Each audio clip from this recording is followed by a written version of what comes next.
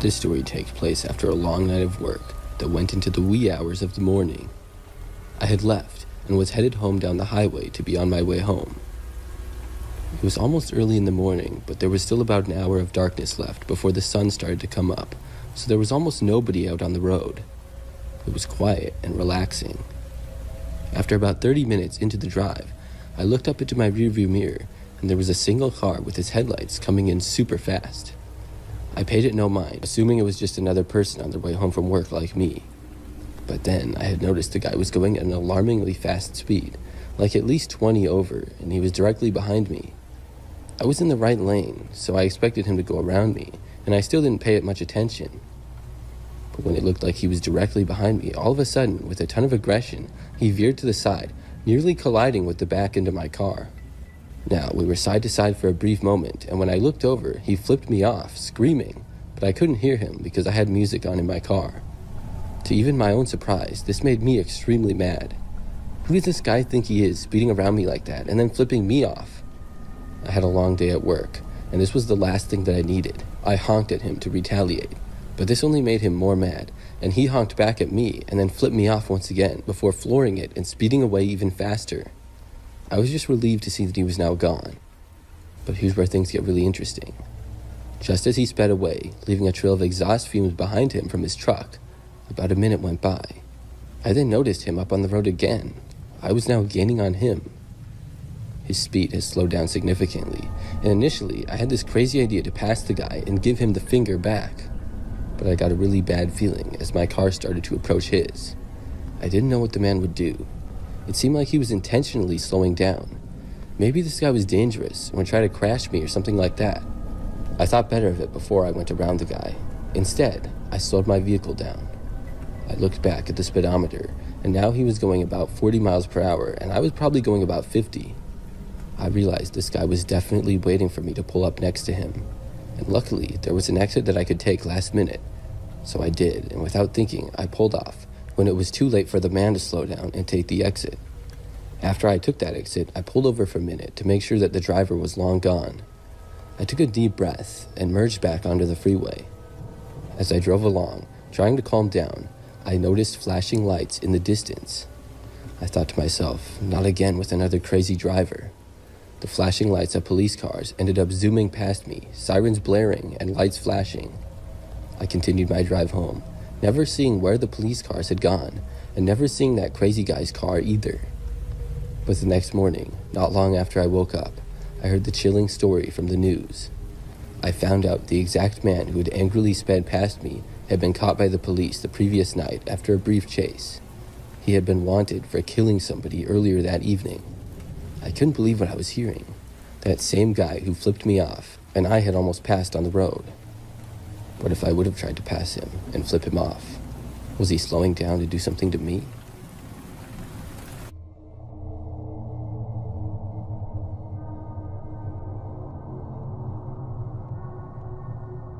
This is something that happened back in August of 2014.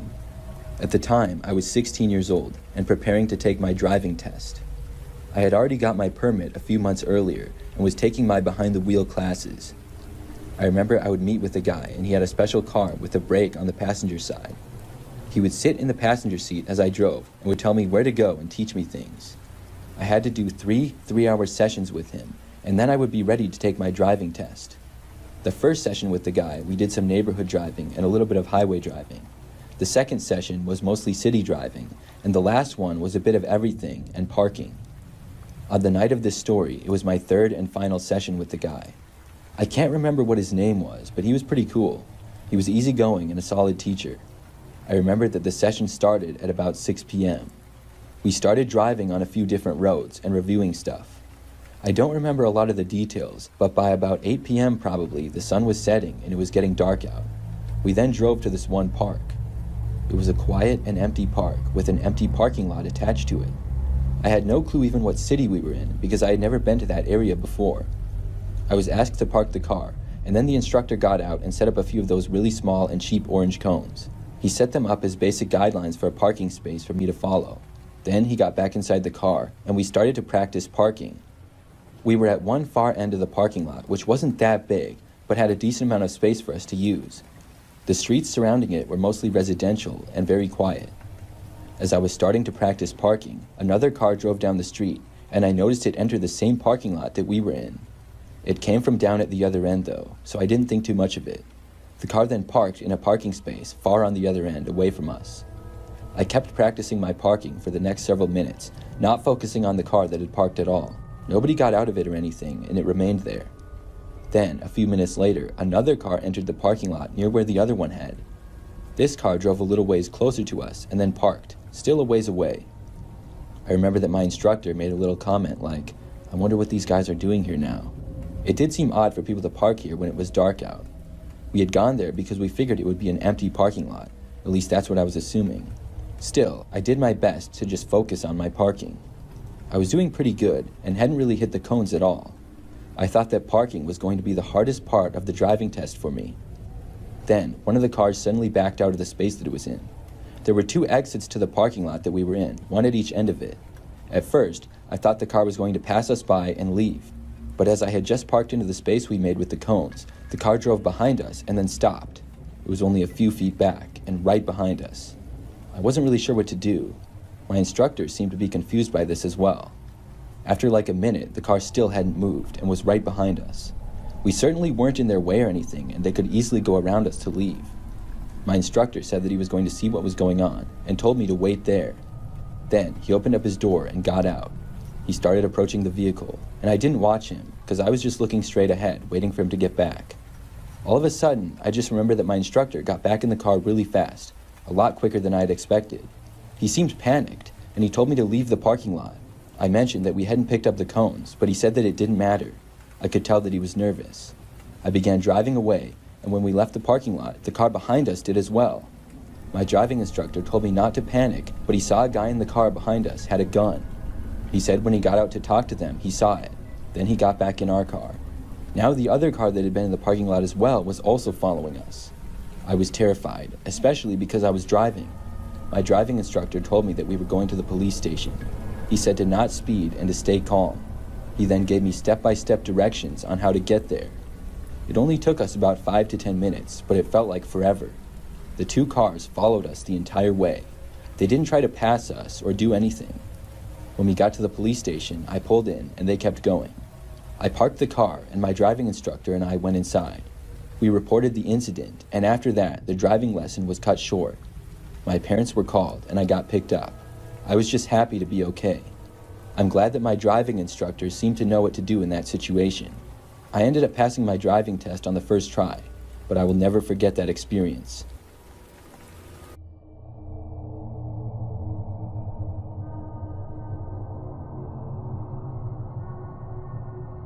I have a job in the city. It's a major city with all of the tall buildings and everything that you would expect. My house is about a 20-minute drive, and I commute to and from work every day. It isn't too bad, but there often is rush hour traffic, especially on the way home. This event took place about 4 months ago, and after a long day of work. I got done at 5 p.m., which is when many other people do. Many times I'm able to leave a little bit earlier, but on this day I didn't. There was rush hour traffic and many other cars on the freeway. I would take the freeway for about 10 minutes, then the final 10 minutes of my drive would be on quieter roads. So just about 5 minutes into the drive, things were starting to get really backed up. We were crawling along the freeway, and I was in the far right lane of 4 total lanes. The one in the far left was the carpool lane. We started moving a little bit, getting up to maybe 40 miles per hour. Still slow, but faster than we had been moving. At that point, there was a little bit of an open space in the lanes next to me. I saw a car come up from behind 2 lanes over. When it got about even with me, it changed into the lane next to me without a turn signal. But then, it kept going and cut into my lane right in front of me. I had maybe a car length and a half between the car in front of me. I had to slam on my brakes to avoid hitting the guy. He had no turn signal on, so I didn't even know that he was turning. I honked my horn and was pretty ticked off. The guy was now right in front of me. I cooled off after a minute or so as traffic continued to lighten up. Cars moved around a little, and the guy that cut me off went out of sight, passing some cars. I also switched lanes to pass a semi-truck. After that, though, traffic started to slow down again and get congested, and just a couple of minutes later, I saw the car who had cut me off again. He had gotten stuck behind a semi-truck, and there was a line of cars passing him, which is where I was. I noticed a little bit of a gap between myself and the car in front of me. I sped up, not wanting to let him in, remembering how he had screwed me before. He started to try to move over in front of me, but couldn't. I passed him by, and he got in line behind me. Unfortunately, the person behind me was nice and let him in. As soon as traffic lightened up a little more, and we got moving again, the guy swerved around me. It was borderline reckless, and he then cut me off again. I had enough of this guy and just wanted to get away from him. Plus, my exit was coming up. I switched lanes to the right. I then saw the guy start to slow down. When he did, I passed him and saw him flipping me off. I wasn't going to let this bother me. I knew that I didn't do anything wrong, and he was driving like an idiot. Soon, I changed lanes again, but noticed the guy changed lanes and he was still behind me. When I took my exit off of the freeway, I saw the guy change lanes suddenly and take the exit behind me as well. This was a little bit concerning because I did not want this crazy guy following me home. As I drove down one road, he was right behind me the entire time. I changed roads to another one, and he was still there. The longer that he followed me, the more frustrated I became. I could not believe this guy. How crazy do you have to be to follow somebody home after cutting them off? When I got to my street, I wanted to confront him and give him a piece of my mind. I arrived back home and pulled into my driveway. When I did, the man stopped at the end of my driveway but didn't go in. I live in a pretty quiet neighborhood and have a somewhat long driveway and large front yard, so I was surprised that he would follow me all the way back but not go into my driveway. After I parked though, I got out of my car. I was feeling brave, I guess, because I didn't feel in any danger at all. I think I was more mad than anything. After I got out, I walked behind my car and looked out to the man. He was still inside of his car with the engine running. I yelled out to him, asking what his problem was. Then, suddenly, the man started driving. He started going up my driveway and heading straight for me. It was like he was trying to run me over. I jumped back and ran behind my car, which was all I had time to do. He got close, but then slammed on his brakes and stopped just a few feet away from the back of my car. Then he turned to the left, where I was, and started driving forward. I just ran around to my backyard, trying to get away from him. He didn't hit me and stopped at the end of my driveway. After I had made it around to the back of my house, I heard some tires screeching, and finally, the sounds of him driving away. When I was sure that he was gone, I walked back out to the front yard. I saw some tire marks in my driveway and saw that the guy had also ran over my mailbox. But other than that, everything was fine. Of course, I called the police and reported him. But unfortunately, in the midst of all this, I didn't remember his license plate number. Since this experience, I feel like I've become more of a defensive driver. Luckily, I haven't had any more problems with people on the road. I also haven't seen that guy since.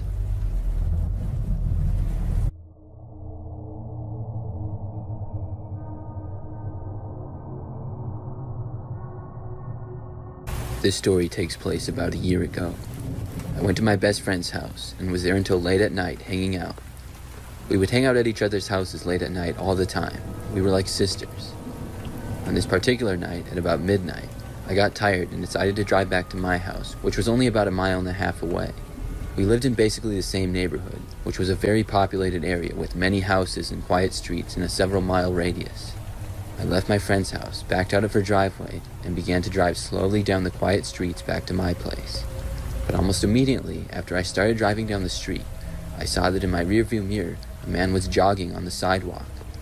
This was a little strange for it being midnight, and I noticed that the guy jogging was going at such a fast speed that he was approaching my car. I was only going maybe 10 or 15 miles per hour, so I sped up, but I soon had to stop at a stop sign. As I slowed down, I saw the man had now gone off the sidewalk and was approaching my car, running. It seemed really surprising to me, and I drove off from the stop sign maybe 10 feet before the man had reached my car. It really looked to me like he was running straight for me. I didn't know what he could have possibly wanted with me, but I was glad I drove away. After I did, I saw the man run back onto the sidewalk. I kept driving slowly down the street, as the speed limit was 20 miles per hour, and there were a handful of cars parked on the side of the road. I came to another stop sign and continued on. I didn't see the man anymore and thought that he was long gone. But then, I stopped at another stop sign a short time later and as I was slowing down, I saw the man appear again. He was on the sidewalk and had been blocked by a line of trees between the sidewalk and the street. He was running again and veered out into the street and ran towards my car one more time. It caught me by surprise, and I sped away from the stop sign just about as he reached my car. This time, he probably got within 5 feet of it. The guy was really creeping me out, and I knew he was trying to get at my car for some reason. The rest of the way home, I made sure to drive faster than I had been. All I really had to do to get home was turn left, then drive a ways before I would be on my street. The total drive was maybe 5 minutes. I didn't see the man for the rest of the drive, and once I had reached my house, I pulled into the driveway. After I had stopped my car, I started unbuckling and turned it off. I opened the door and got outside, but then I saw the man again. This time, he was coming out from behind a tree that was in my next-door neighbor's yard. He was headed straight for me once again. I quickly ran back inside my car, locked the doors, and started the engine again. The man got all the way to my driver's door and even tried opening it before I backed out of the driveway and sped away. I drove away so fast there was no way he could catch up with me this time. I called the police once I was sort of far away, and then drove around until they reached my house. Then I went back. Obviously, the man was long gone by then, and all I could really do was give the police his description. After the police left, I went back to my friend's house and spent the night there. I did return to my place the next night, and I'm happy to say I never saw the man again.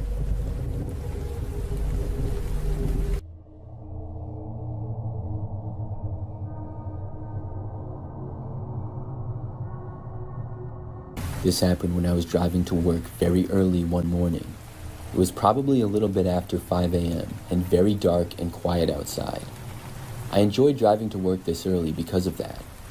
There was hardly anybody else out, and it made driving easy.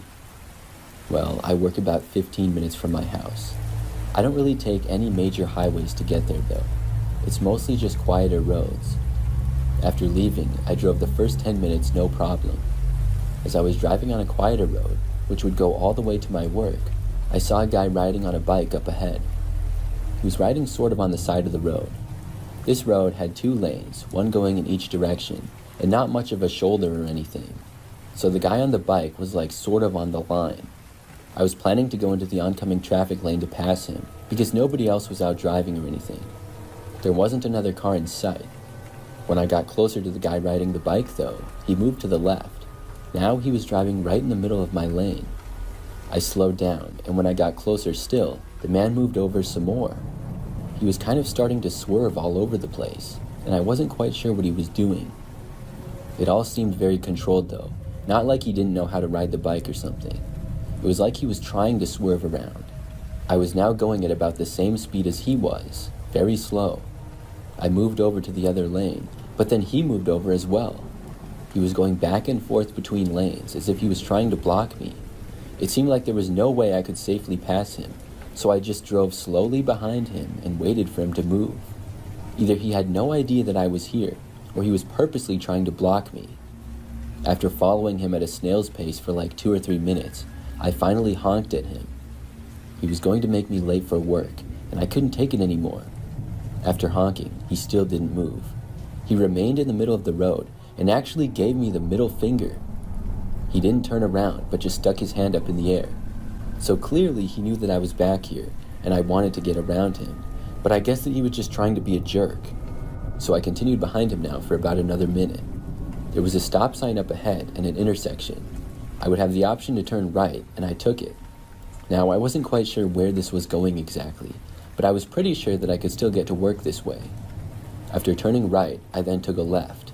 I figured that if I found another road soon going left, I could reconnect with my original road. Then I would almost certainly be ahead of the guy on the bike. So I drove for a few minutes, and then was able to connect back with the road like I had planned. When I did, I was just a little ways ahead of the biker, and could see him a ways behind me. I drove on this road for less than a minute before my workplace was up on the right side though. I turned into the parking lot and parked my car. Luckily, I had just made it and wasn't late. Right after I parked, I saw the biker going by on the street. He looked at me the entire time, but didn't do anything. Then I went inside to work. The workday went on as normal, and I don't leave the building at all when I'm there. Hours later, when I was leaving for the day, I walked out to see that my car was all scratched up. It appeared as though somebody had keyed it, and I thought I knew exactly who it was. It had to be the guy on the bike. For whatever reason, he was trying to make me mad, and then when I honked at him, he got mad. I couldn't believe it. Unfortunately, there wasn't much that I could do. There was no security cameras in the parking lot, and nobody saw him do it, so sadly, I had no proof. I also had no idea who exactly he was. I got my car fixed, and after that, didn't see the biker again. I don't work that job anymore, but whenever I think about it, I think about the biker story.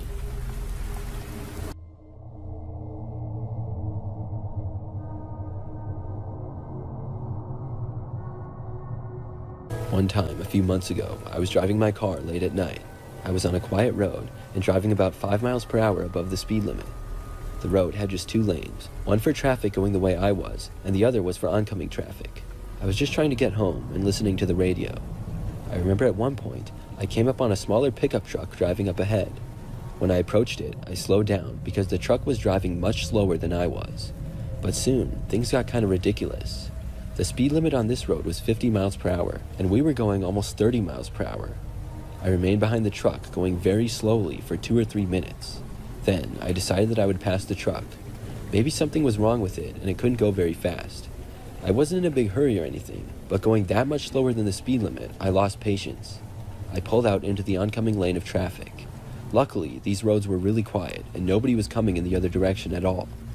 I started to pass the truck easily, but before I could clear it, the truck started speeding up. I was going about 55, and soon the truck was going at least 55 as well. This made me really angry. I sped up even more, and was finally able to clear the truck now that I was in front of him. But unfortunately, the truck was now right on my tail. His headlights were so close, I wondered if his truck would bump into my car. It looked like a man was driving, but I couldn't really see all that well. Luckily, the truck didn't bump mine. Still, as I was going now 60 miles per hour, which was 10 over the limit, he was still right behind me. We both drove like this for maybe about a minute. When I saw that he hadn't let up at all, I decided that it would be best to just let him pass. I had to drive on this road for maybe another 5 miles or so, and there weren't any other roads to turn onto in the immediate area, so I decided to just pull over. I put on my hazard lights and moved over to the side of the road. As soon as I did, the truck behind me did as well. Now I was really mad. Was this guy angry with me for trying to pass him, and now he was following me? He had been going so slow, anybody would have done the same thing I did. I kept slowing down, and my car came to a stop. The truck did as well. We both sat there in our vehicles for a few seconds. I was angry, and I guess I was feeling like a tough guy. I decided I was going to get out and talk to the driver of the truck and ask him what his problem was. I opened up my door and started walking towards the truck. When I did, I held out my hands as if to say, "What's your problem?" I remembered that as I was doing that, and I was barely in the street, I saw the truck suddenly start to move. It was then that I realized this guy was going to try to run me over. The truck was driving straight for me. I ran back, but was only able to take about 3 steps. I then jumped and actually landed on the hood of my own car. The truck barely missed me, and luckily didn't hit my car either. After he had missed, I saw him slamming on the brakes up ahead. I quickly jumped into my vehicle and started driving away. The guy in his truck then started following me again as soon as he got the chance. He was once again right on my tail, but driving more reckless than before. I was driving on the street, but then went to the far side of the road. The man swerved after me, but went too far, and his truck ended up going off the road and into the ditch. It was a sort of big ditch. The truck didn't flip or anything, but it was enough to get him stuck. I kept driving and then called the police when I was a good distance away. They ended up locating the man, and he got a ticket for reckless driving, but I was unable to prove that he tried to run me over. I just hope I never see him again.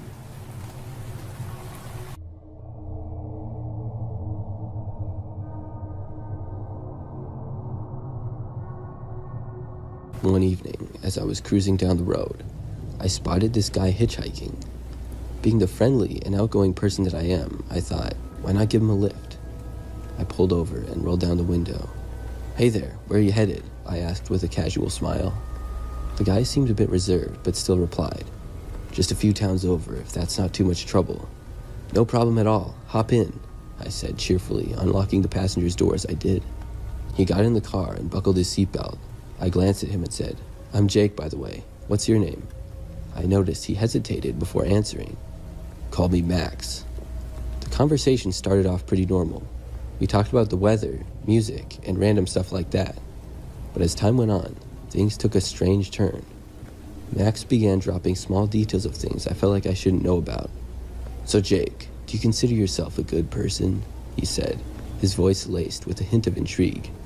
I laughed, thinking of how random a question it was, and replied, "Sure, Max, I like to think I'm a decent person." "Ah, interesting," he murmured. "You know, Jake, I believe that goodness is just an illusion. We all have dark thoughts inside of us that we chose to ignore because we lie to ourselves about who we are every day." I don't remember the exact words that Max used, but I'm trying to remember as best as I can, and it was definitely something along those lines. I was completely caught off guard by his response. "Well, I mean, everyone has their flaws and struggles," I said, trying to maintain a positive outlook. He laughed again. This time, his voice had a completely different tone. "Oh, Jake, you don't understand. Beneath that friendly personality you're trying to keep with me because I'm a stranger, but deep down, we're all capable of terrible things. We have free will, and in this moment, we're free to do what we want."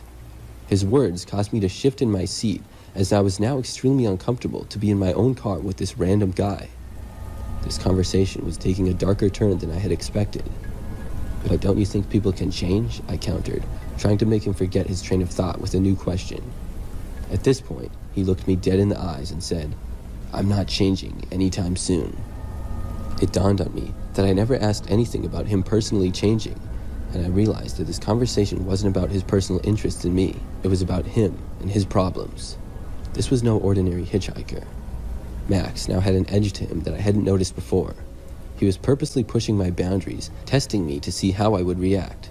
"Listen closely," he said. I could feel my heart pounding as he reached into his bag and pulled out a huge Bowie knife. I tried to keep my composure, but at this point, I had completely lost it. I had to think fast. "Listen closely. We both have free will. I choose to sit on the side of the road, waiting for some desperate lowlife like you to fall for my trap and pick me up, then proceed to lie about a town and identify that both don't exist. Now, it's time to see what choices you make."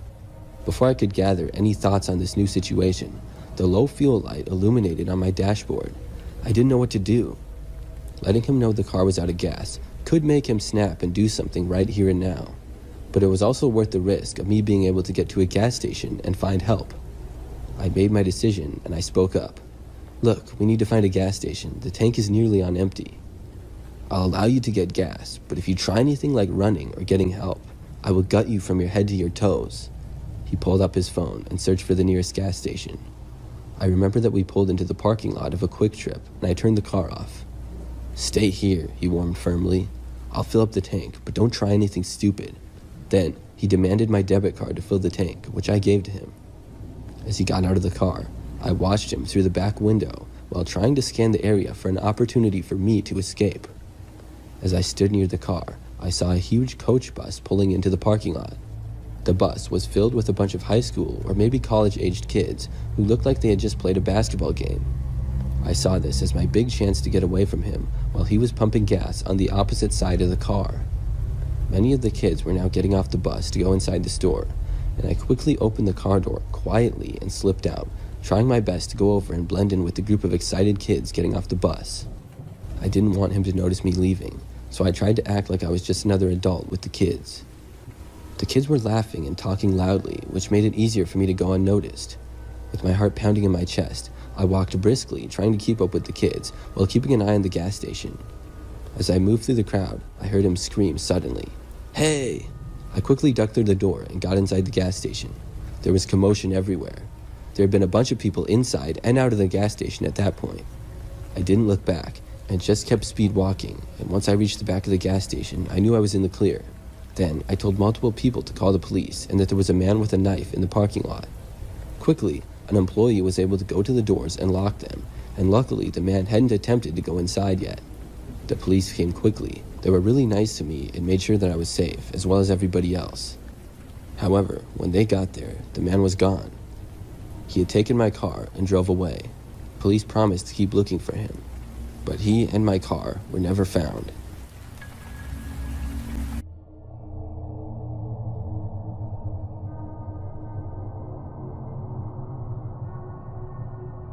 This happened a couple of years ago. I was driving back home one night on a quiet road. There was a highway that I had recently turned off of to get to my house.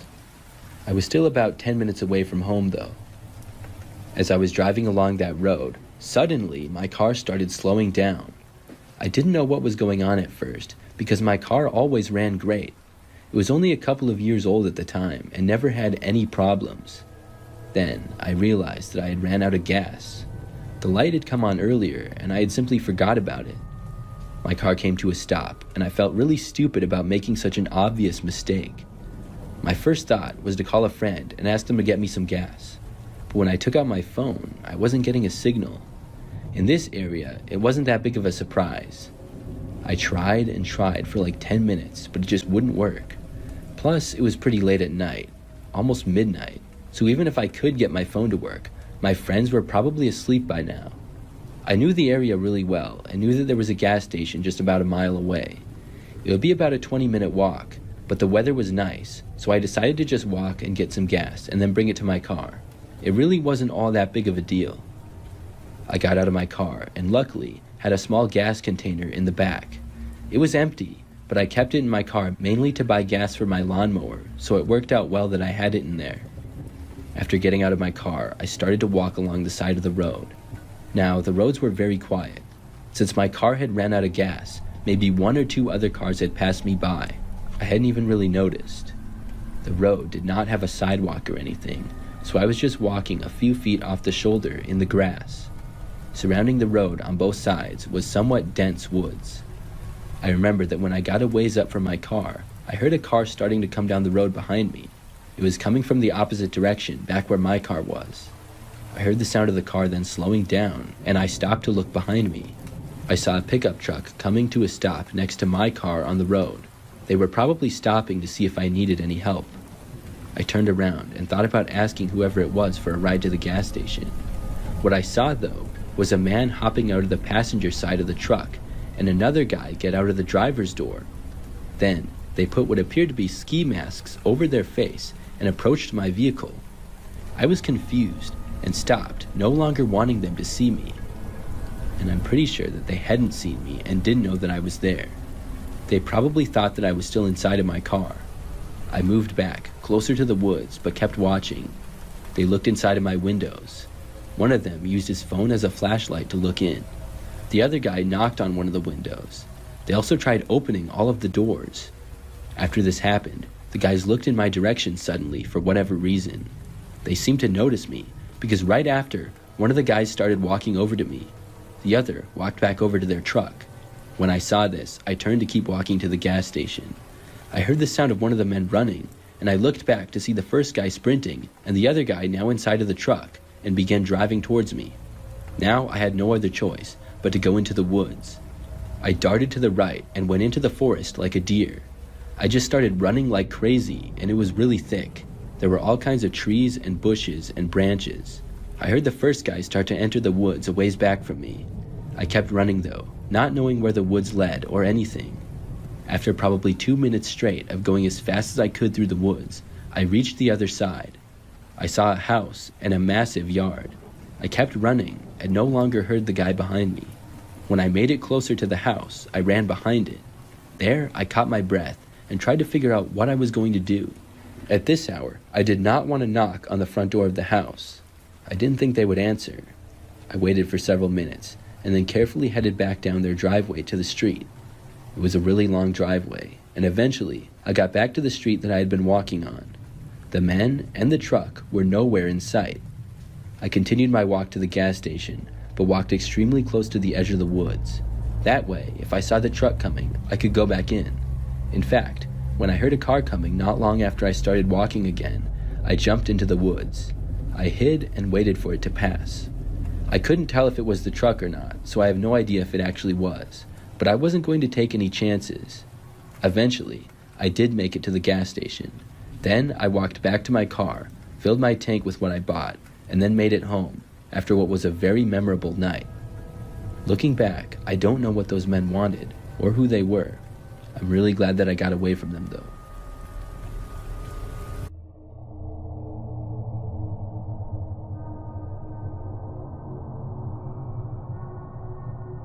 This happened a couple of years ago. My best friend Jessica had recently moved into a new apartment. She invited me over to see it, and I was very excited for her. The previous place she lived in was an old dumpy house with a roommate that she did not get along with. This apartment was a much better situation for her. So I remember that night I worked sort of late. I had told Jessica that I would come over after work. It was probably like 8 p.m. and dark out. Jessica had gave me her address, which I put in my phone to get directions. Her place was in an area that I didn't go to that much, but it was only about 10 minutes away. After leaving work, I started to drive there, but just minutes in, my phone died. It was at that point that I realized I did not have a phone charger with me. I kept driving and was about 70% sure that I could get to her apartment on my own. I was trying to remember the route, but I was a little bit mixed up. I ended up turning either too late or too soon, I'm not even sure, but I was going on a highway and I knew that there was an exit and then just a couple more turns before her place. So when I took the wrong exit, my next turn was also wrong, of course. After about 10 minutes of driving around there, I realized that I messed up and I went back. I took a few more roads and then realized that I was completely lost. Before making things worse, I decided to try to find a gas station or something. I drove around for a couple more minutes until I found one. Then I pulled in and parked. It was quiet, I remember, and my plan was to walk in and get directions. When I made it inside, I went to the clerk at the front counter. I started to ask him if he knew directions, and then mentioned the name of Jessica's apartment complex. He said that he wasn't sure, but just after that, another man walked over and approached me. This guy was a little bit taller than me, was bald, and had a slight beard. He asked me if I was trying to go to the apartment complex that I mentioned, and said that he knew exactly where it was. I said yes, and told him how my phone had died and I was trying to go there. The guy said that he would help me out. He grabbed some flyer that was in the gas station and then wrote directions for me on the back of it. He wrote the directions starting at the gas station that we were currently at and then gave them to me. I told him thanks, and then I walked out of the gas station and went back to my car. Now I was on my way again, and only about 10 to 15 minutes later than I would have been. When I got to Jessica's, I would be able to charge my phone. So I started driving, following the directions that the man had wrote for me. I don't remember exactly every turn, but I thought that it would just take me about 5 minutes. I mean, I knew that I was in the general area, but I was just confused on the exact streets. After like 10 minutes, I started to question things a little. The directions had taken me seemingly farther out into the country. For most of the drive to that point, there were businesses around or other apartment buildings. But now, I was driving on a road surrounded by just woods on both sides. There were just a couple more turns though, so I decided to follow the directions through.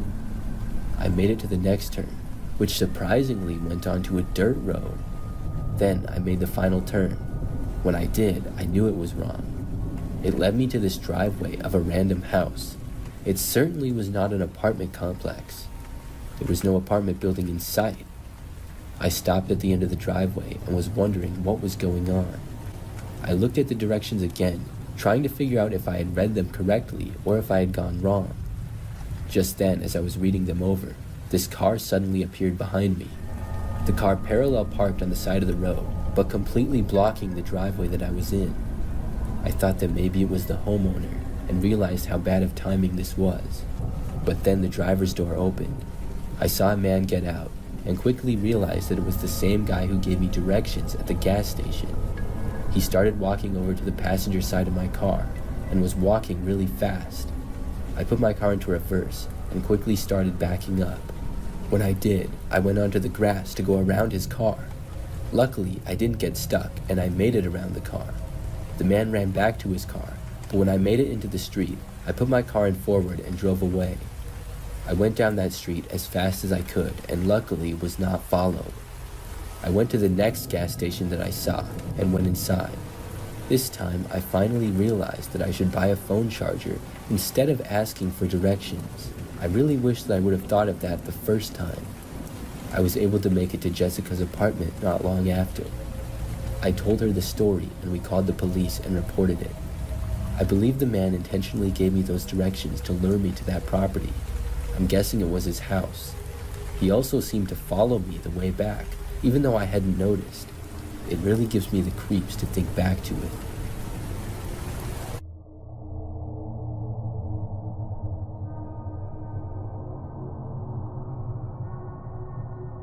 For the past year, I have worked a retail job in a popular shopping center area.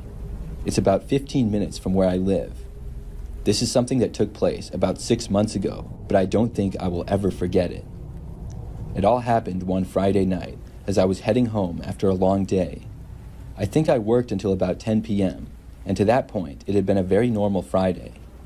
I live with my parents because I'm in college and 21 years old. I drove my car, which is a Ford Escape, to work and parked it in the large parking lot. I got to work at about 2 p.m. Then I was in there for the whole time. After getting out, the parking lot was now very quiet. I got inside of my car, texted my mom that I was on the way home, and then left. The first 5 minutes of the drive were completely normal. I was really tired and hungry, just focusing on the road ahead. But I heard a strange noise then, out of nowhere. I couldn't really tell what it was. I usually keep my car pretty clean, so I wasn't aware of anything that would be rattling around in the back, but I guessed that it could have been possible. I kept on driving and didn't think too much of it. But I heard a noise a couple of minutes later that was really weird. It was coming from the back of my car, and I thought that I must be going crazy. It was so bad that I slowed down significantly and looked behind me. The roads were basically empty at this hour, and when I looked back, at first I saw nothing. I looked back at the road, but then I looked to the back of my car again a few seconds later. That's when I saw something for sure. Something moved, just within my sight, coming from the back of my car. I looked again, and now saw a man emerge from the back. I couldn't believe what I was seeing. I had to look back at the road to keep from crashing, but just moments later, when I looked back again, the man was now climbing over the seat up towards me. I started hitting the brakes, and the man rushed me. I remember that when he got to me, he grabbed the wheel, but didn't say anything. I barely remember what the guy looked like at all, because he was wearing this big winter hat over most of his head.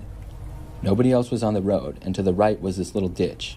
I was losing control and ended up taking the car into the ditch by accident. It wasn't like a big ditch or anything. There was no chance of the car to flip over.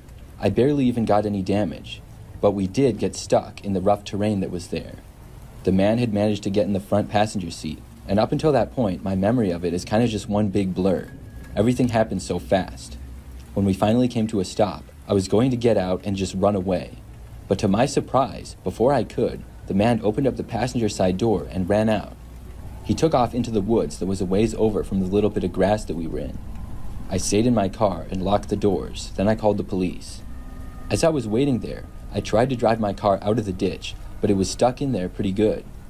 I was afraid that the man might come back or something, but he didn't. The police got there a few minutes later, and I told them the whole story. They said that they would look for the guy, and a tow truck was called for me. I ended up making it home safe that night and was able to drive my car back. I never saw the man again. He must have gotten in the back of my car when I was at work. I guess either it was unlocked or maybe the back hatch wasn't closed all the way. I really don't know, but somehow he got in. Why he chose my car, I have no idea. I'm just happy that I'm all right.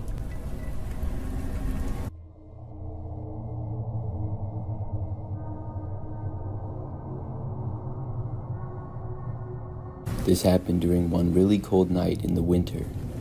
It was well below freezing, and I lived in an apartment and drove an older car. I had had the car for a long time, and I knew that I had to start the engine a lot in the winter. If it was really cold and I didn't start the car at least once a day, sometimes the battery would die. So on this night, it was especially cold, and I had used the car earlier in the day, but it had been hours. I didn't want to take any chances, so I decided that I would run the engine for a little while before I went to bed. Now, it was probably like 11 p.m. or so at this time. I left my apartment and walked outside to the parking lot. My car was parked in front of my building, and several other cars would park there as well. There was an underground parking garage, but it costed extra money each month to park there, and I didn't feel the need to get it. So when I got outside, it was very cold and very quiet. Even though I was wearing my winter coat, a warm hat, and gloves, I was still somehow freezing. It was even kind of hard to breathe with the wind blowing cold air in my face.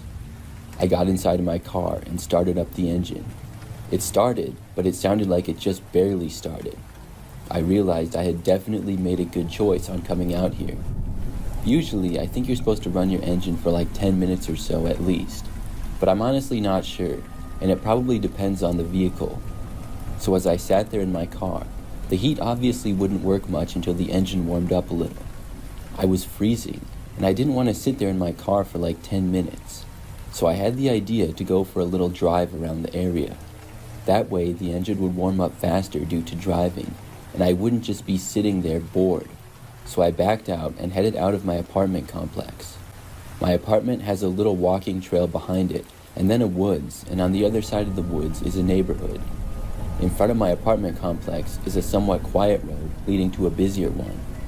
My plan was to just drive around maybe the neighborhoods behind my apartment for like 10 minutes and then go back. So after I left, I took a right and then went down a ways and took another right. After going down that street, I was in the neighborhood over there. It was a lot of different roads with houses on them. Now, it wasn't like a super populated neighborhood. They had a little bit more space with some woods and larger sized properties.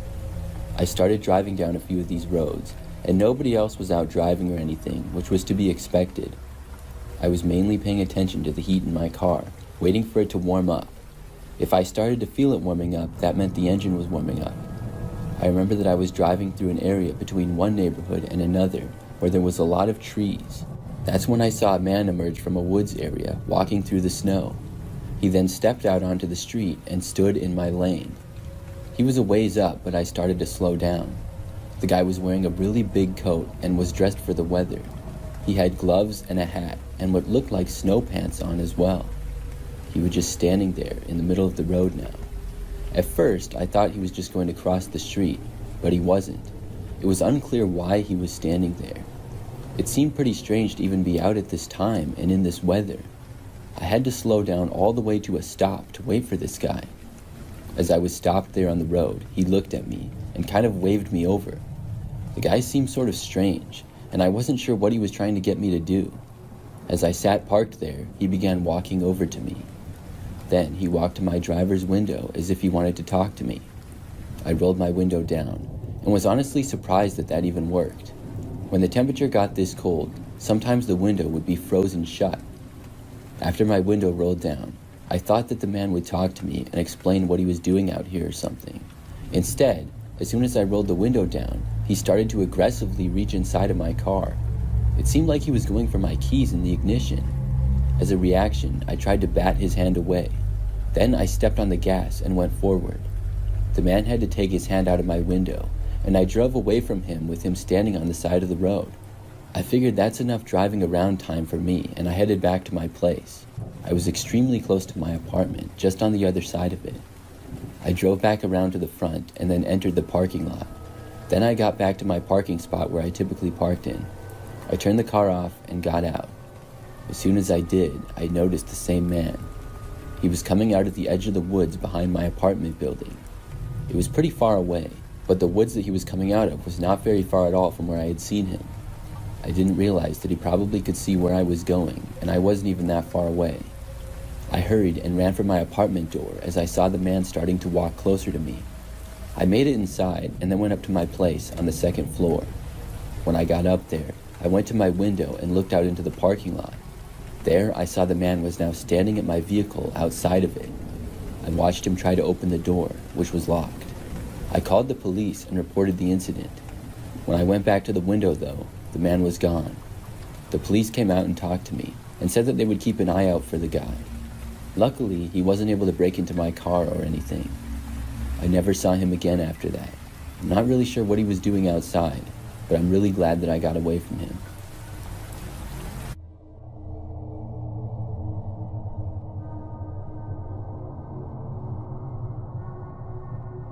This story happened to me a couple of weeks ago. I was driving back from my friend's house late at night. He has an apartment that's only like 5 minutes away from mine. We hang out all the time at each other's places, and I've made the drive countless times. I think it was about 1 a.m., so when I left, the roads were extremely quiet. I didn't see any other cars. After I left the quiet road my friend's apartment was on, I would drive on this one busier road for about a mile. That road led right to my apartment complex, and all I would have to do is turn left. As I pulled onto the busier road, there weren't any other cars on it. I drove a little ways and came up to an intersection. There was a stoplight, and it turned red as I approached. One car was waiting to cross, and as I came to a stop at the red light, I noticed a man standing on the side of the road. He was in the middle, standing on the little concrete median in between the road that I was on and the one going the opposite direction. He was to my left, and I was in the left lane because I would go left into my apartment complex a little ways down the road. I thought it was a little weird for the guy to be standing there at this hour. He wasn't crossing the road either, because he could have done that at any time. He was just standing in the middle. As I stopped at the red light, the man was standing there on the median less than 10 feet away from me. The red light seemed to take forever. In reality, I was probably sitting there for like 30 seconds. That's when I could see out of the corner of my eye the man walking over to my car. I had no clue what he wanted at this hour.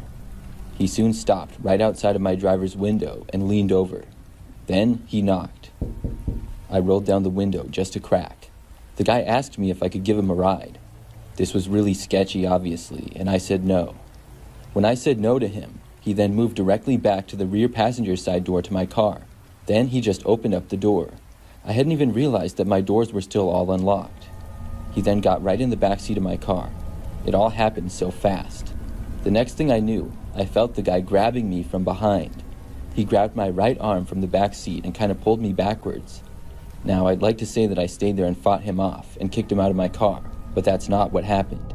I was terrified and just wanted to get away from him.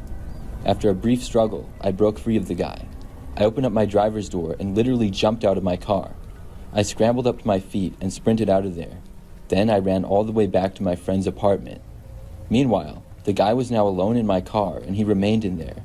I didn't really look back to see what he did though, if he drove away or what. When I got back to my friend's place, luckily my phone was still in my pocket and I called him. After he let me in, I called the police and they came to my friend's apartment. I spoke with the officer and filled out a police report.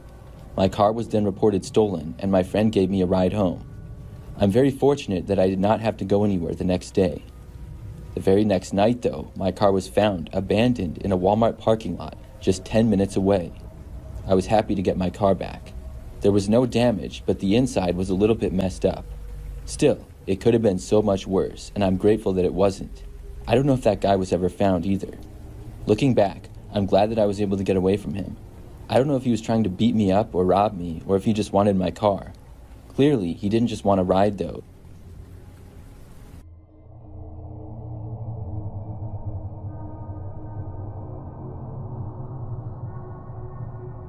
Late at night, while driving home in the rain, I found myself on a quiet county road.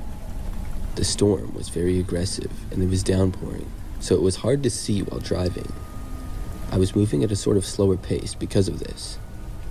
As I was driving around a corner, I suddenly saw a man standing by the side of the road. Like I said, it was raining the hardest it had all year, and I wanted to make sure this guy was okay and not freezing himself to death. It would have sucked if he had a long way to walk wherever he was headed to. I slowed my car down to a stop, rolled down my window, and called out to the man, trying to understand why he was there. However, he didn't respond to me at all. Instead, he walked slowly towards the nearby ditch, as if he was lost in his own thoughts and unaware of me and didn't hear a single thing I said. I raised my voice, asking him once again what he was doing. The heavy rain and thunder made it difficult to know if he had heard me, but I kept on trying to get his attention. Still, he remained silent, disappearing into the literal darkness of the ditch. Confused on if I should follow him, I hesitated to get out of my car. I was raised with grandparents, and they always taught me to make sure that others are okay, so it was a no-brainer that I should go see if the guy was all right. After he vanished out of my sight, I couldn't stop feeling that something was off. I decided to step out of my truck and check and see if he needed any help. Rain was pouring down, making everything blurry and loud. I walked a few steps into the ditch, calling out to the man, hoping that he would respond. By now, I could barely see at all because of the downpour, and yet again, I only heard silence other than the rain and storm. No answer, no movement.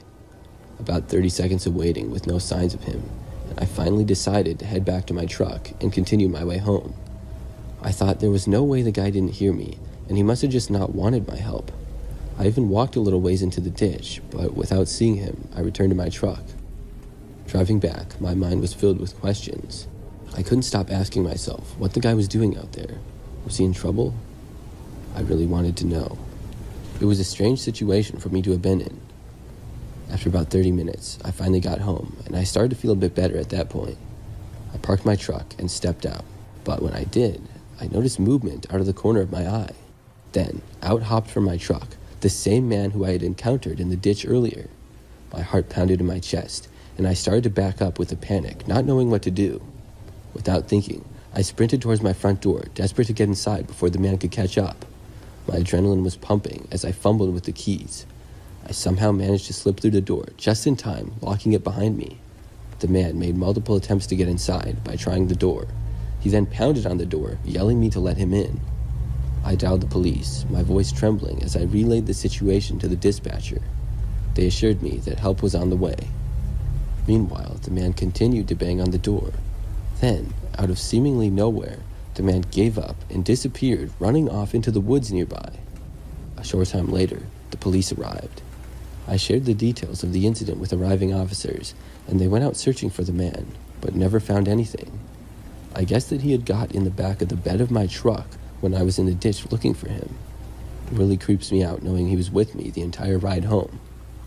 At the end of the day, I'm just glad I'm alright though.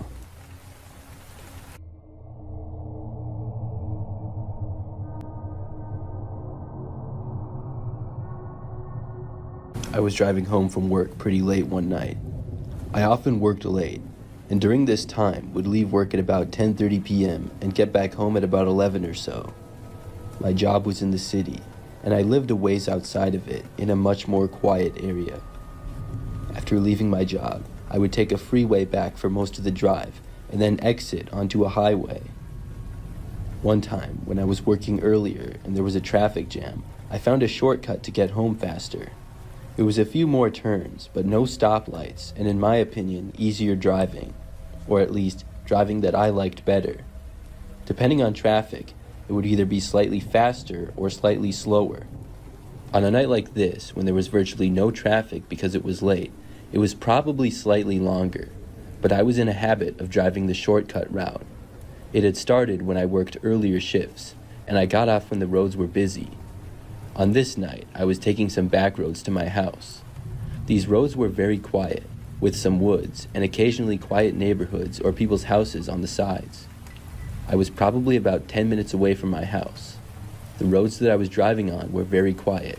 I really wasn't seeing any other vehicles. This is exactly how I liked it, and it made for easy driving. As I was going down a straight spot in the road, I saw something up ahead. There was what looked like some kind of construction going on. As I got closer, I saw a few orange cones and then a person holding a sign on the right. It was one of those stop signs that lights up, and a construction worker holding it directs traffic. There was a man in an orange vest holding the sign and standing on the side of the road. Now, I was on a one-lane road. There was a lane for traffic going in the opposite direction as well. However, that lane was blocked by the two orange construction cones that were there. I began slowing down as I got closer. When I did, I was starting to wonder what exactly was going on here. There was only one person that I could see, the guy holding the sign.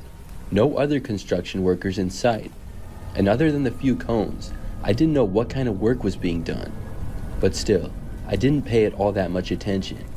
I was tired from a long day of work and just wanted to get home.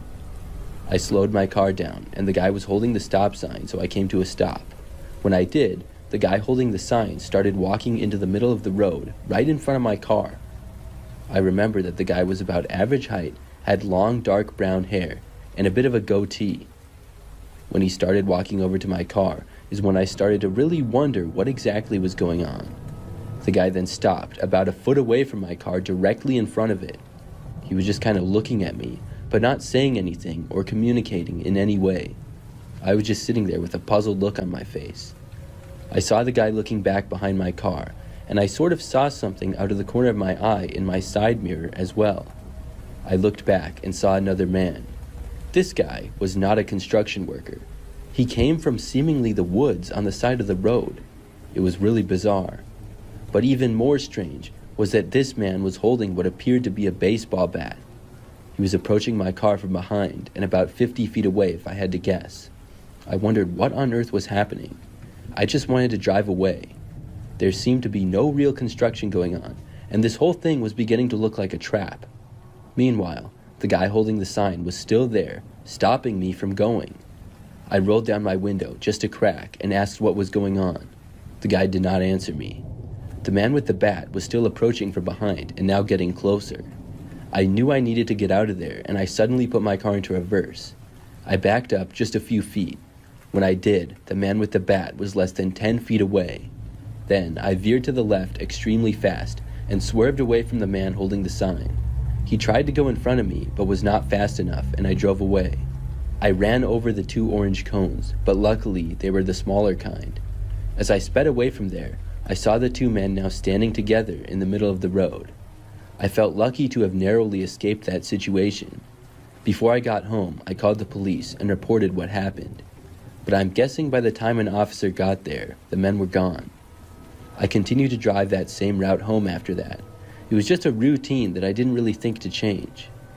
Well, just about a week after the incident, I was driving home once again. It was around the same time, maybe 10:30 or 11 o'clock at night. I came up to just about the same part on the quiet road. I could not believe my eyes when I saw the guy holding a stop sign again and the 2 cones on the road in the same exact spot as before. How could this be happening? As I got closer, I could see that it was the same guy. It was literally the exact same situation as the week prior. I did not slow down at all. In fact, I sped up slightly. When I got closer, the man took a step into the road and started waving his arm to try to get me to stop. I went to the left and into the other lane. I mowed down the 2 small orange cones and kept driving as the man stood on the other side of the road with his stop sign. I called the cops once again immediately after. That situation made me really angry how the guy was back out there in the same exact spot. I really don't know if they were found after that because I didn't hear anything about it. I also didn't see them again after that though. It was a trap, and I'm not sure exactly what the guy's plan was. Maybe it was to steal my car, or maybe something else. That area on the road where they had set up was a very quiet area. There were no houses, buildings, or anything like that in the immediate area. Plus, it was a long straightaway, so they could see who was coming from a long distance away. I'm hoping that they were never able to actually stop anybody.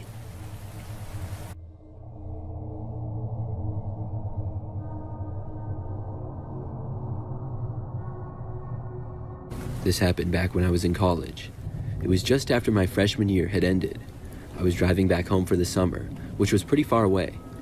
The school that I went to was about a 10-hour drive from home. I hoped to make it home in one day, but things did not go as smoothly as I would have liked. Originally, I was going to leave the day after my final exams from my dorm room. I didn't have too much stuff and could fit it all in my car just fine. However, my exams finished a little bit earlier than I'd expected, and I had the thought to leave just right then. I didn't really like my roommate that much, so I thought the sooner I left, the better. I left that day instead of waiting until the next. The drive was really long, but mostly just on freeways. By the time it was 10 o'clock at night, I found myself with still 3 more hours to drive. That's when I started getting extremely sleepy. The more I drove, the harder it was for me to stay awake. I knew that I wouldn't be able to make it home that night and would need to stop and rest. At that time, I didn't have enough money for a hotel room. I mean, I technically did have enough, but I didn't want to spend it. Being a college student, I didn't have much money, and I hadn't started my summer job yet. I figured that it wouldn't be a big deal if I slept for a couple of hours in my car. I'm not very big, and I could almost stretch out in the back. I put into my phone a search for rest area. I was hoping that there would be a place coming up soon that I could stop at, and thankfully, there was one just a mile up the road. I did my best to stay awake until then. I opened my windows, turned the radio up, and drank some water. None of that really seemed to help me much, but I was able to make it to the rest area. When I pulled in, it wasn't quite what I was hoping for. I'd been hoping to see a sort of large rest area with a decent-sized building and gas station, something with a lot of other people. What I saw instead was a very quiet and small rest area with just a little building that was probably just bathrooms and a couple of vending machines. There were only about 3 other cars parked along the long line of parking spaces. I drove down to the far end and parked my car. I was facing a small grassy area, and beyond that was surrounded by woods. This area was kind of creepy to me, but I was far too tired to really care that much. Most of my things were in the trunk or my front passenger seat, but I did have a few bags of clothes in the back seat. I took a couple of pieces of clothing and covered the windows, but I was unable to cover the front window. Instead, I took a blanket and created a wall by hanging it over the front seats. By the time I was done doing that, I laid down and fell asleep almost immediately. My original plan had been to sleep for just a few hours. I didn't set an alarm or anything, but sleeping in the car, I figured I wouldn't be asleep for very long. I remember that when I woke up, it was still dark out. I didn't know what time it was, and I looked at my phone and saw that it was 1 a.m. Things were completely silent, but the silence was quickly interrupted by a noise. It sounded like footsteps that were very close by. I leaned over to the window my head was closest to, which was the back seat driver's side. When I looked out, I didn't see anything. I heard the footsteps, and they sounded like they were on the other side of my car, so I moved over to look out of that side. As I looked out that side, I saw there was only one other car in the parking lot in the rest stop, at the complete other end. I didn't see anybody though. Things just seemed a little bit strange. I saw from behind the blanket I had put up, somebody walked by the front end of my car. Now my heart started racing. There wasn't really a reason why somebody would be walking by my car all the way at this end of the rest stop. I closed my eyes and was completely still. Then there was a knock at my driver's window. I almost jumped up, but I didn't. I stayed there and was silent. All I wanted was whoever was there to go away. After they knocked, things were completely silent for a few seconds. Then whoever was there tried opening the driver's door. It was locked, and they went over and tried my rear driver's side door. I had my keys next to me in the back, and I was now wide awake at this point. I realized that I should drive away, but in going to the front seat, whoever was there would see me for sure. Then there was a loud bang on my window right by my head. I tore the blanket down, dividing the back seat and the front, and then hopped into the driver's seat of the car. I tried not to look out of the window, but then saw a man jump right in front of it. I didn't get a good look at him, but he was right next to my car, and it was terrifying. I started up the engine, and as soon as my car was running, I put it into reverse and backed up. When I did, the man started running alongside of me. I put the car into drive and sped away back onto the road. The man was unable to reach me again. I drove all the way home after that, only stopping to get gas once. I was wide awake the entire time after my experience. I ended up getting home at 5 o'clock in the morning, which was a really odd time to arrive back, but I was able to get some more sleep after that. Not really sure who the guy was messing around with my car, or what he wanted. I'm really glad I don't have to find out though.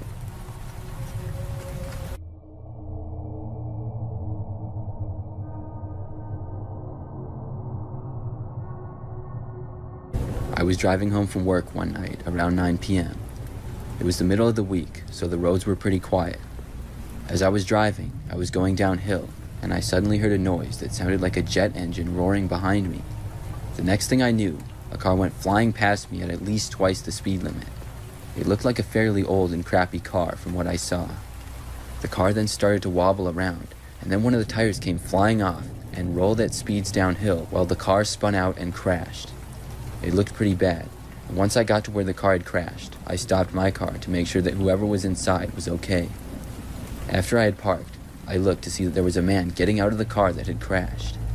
He got out and looked over at me. Then he started moving extremely quickly in my direction. I don't know why, but I hit my internal locks on the car. This was fortunate for me, because no more than 2 seconds later, the guy started grabbing at my driver's side door and smashing on my windscreen with his fists, trying to get in. I'll never forget the crazy look he had in his eyes. I put my foot down on the accelerator and drove off, headed back to home. After I had gotten back home, I decided to go back and see what had happened. When I arrived, I saw 2 fire trucks and about 4 police close to where the incident took place. They looked like they had it under control, and the guy was no longer there, so I decided to head home. The next day at work, I was bored and online reading the news when I saw an article that shocked me. The article was about a guy who had been in a police chase for an hour, and the police stopped chasing him because it was becoming too dangerous. Turns out, the guy was high on meth, had stolen a car an hour's drive away, and had been in a hot pursuit since. After crashing the car, the guy apparently crossed to the other side of the road and hailed the first car that appeared, which was a taxi. He got into the taxi and stole it. In the process, he pushed the driver out of the driver's side door, and the driver got stuck and dragged at speeds. The driver ended up dying from the incident. I called the police after this and had a detective assigned to me. He fingerprint checked my car and got a statement. I ended up having to testify in court, and the guy ended up getting 30 years for it.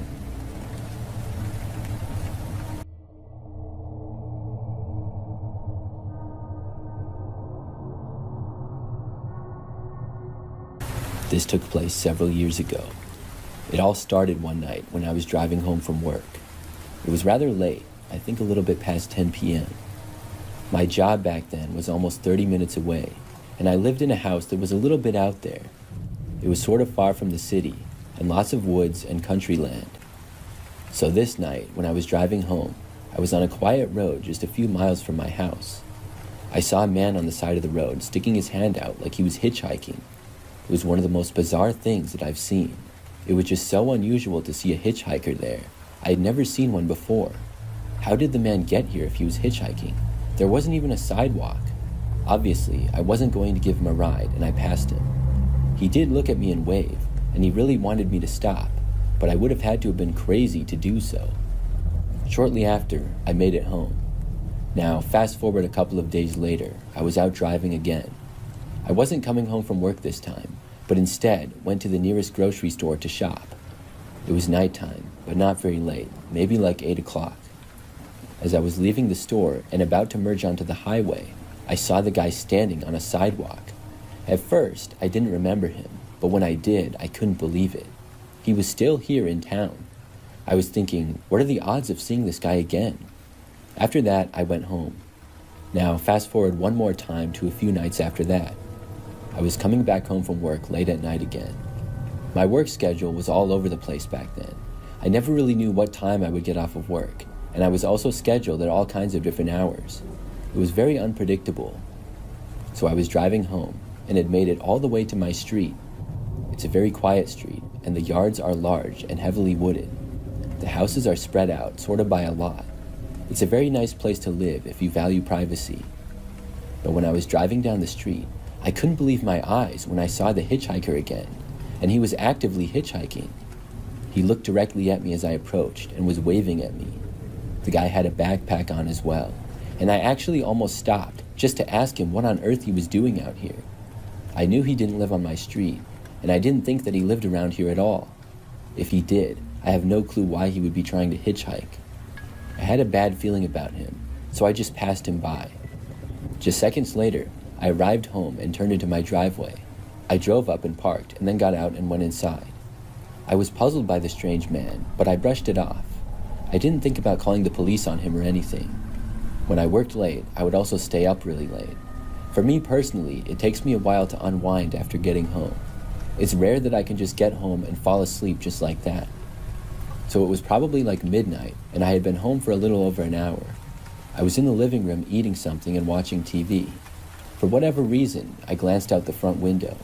When I did, I saw a figure out in the yard near a tree. When I looked closer, I noticed that it was the same guy. My front yard is large and partially wooded. The guy was near the woods separating my yard from the street.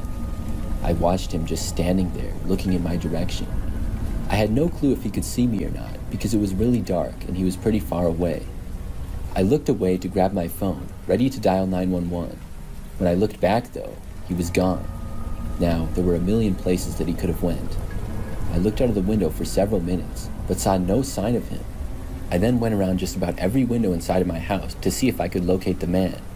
I couldn't see him though. I figured and also hoped that he had left my yard and went elsewhere. Who knows what this guy was even doing? I tried to return to watching TV to take my mind off of it, but it was difficult. I felt paranoid that the guy would return. I was looking out of the window like every 2 seconds. Then, all of a sudden, somebody tried opening my front door. I jumped up and immediately grabbed my phone again. I looked out of the front window and saw the guy was standing by the door. I moved away from the window and called the cops. Then I tried to make sure that all of my doors were locked and everything. I didn't bother trying to communicate with the man in any form. I was told that the police were on their way and would be there in just a few minutes. Eventually, I checked the windows again, but the man was gone. He was no longer at the front door. I went around to every window again without seeing him. The police got there a short time later, and I figured that the guy had gotten away. I told them his description, and they offered to search my property. To my surprise, they found the man in my yard. He was hiding out behind my shed. And even more of a surprise, it turned out that he was wanted in connection to a robbery. The robbery was in another city about an hour away. I'm guessing that the guy was trying to get out of here, but didn't have a car or any money. That must have been why he was trying to hitchhike. I'm not sure how long he was staying in my town, but he sure gave me the creeps. I'm really glad that I called the police when I did.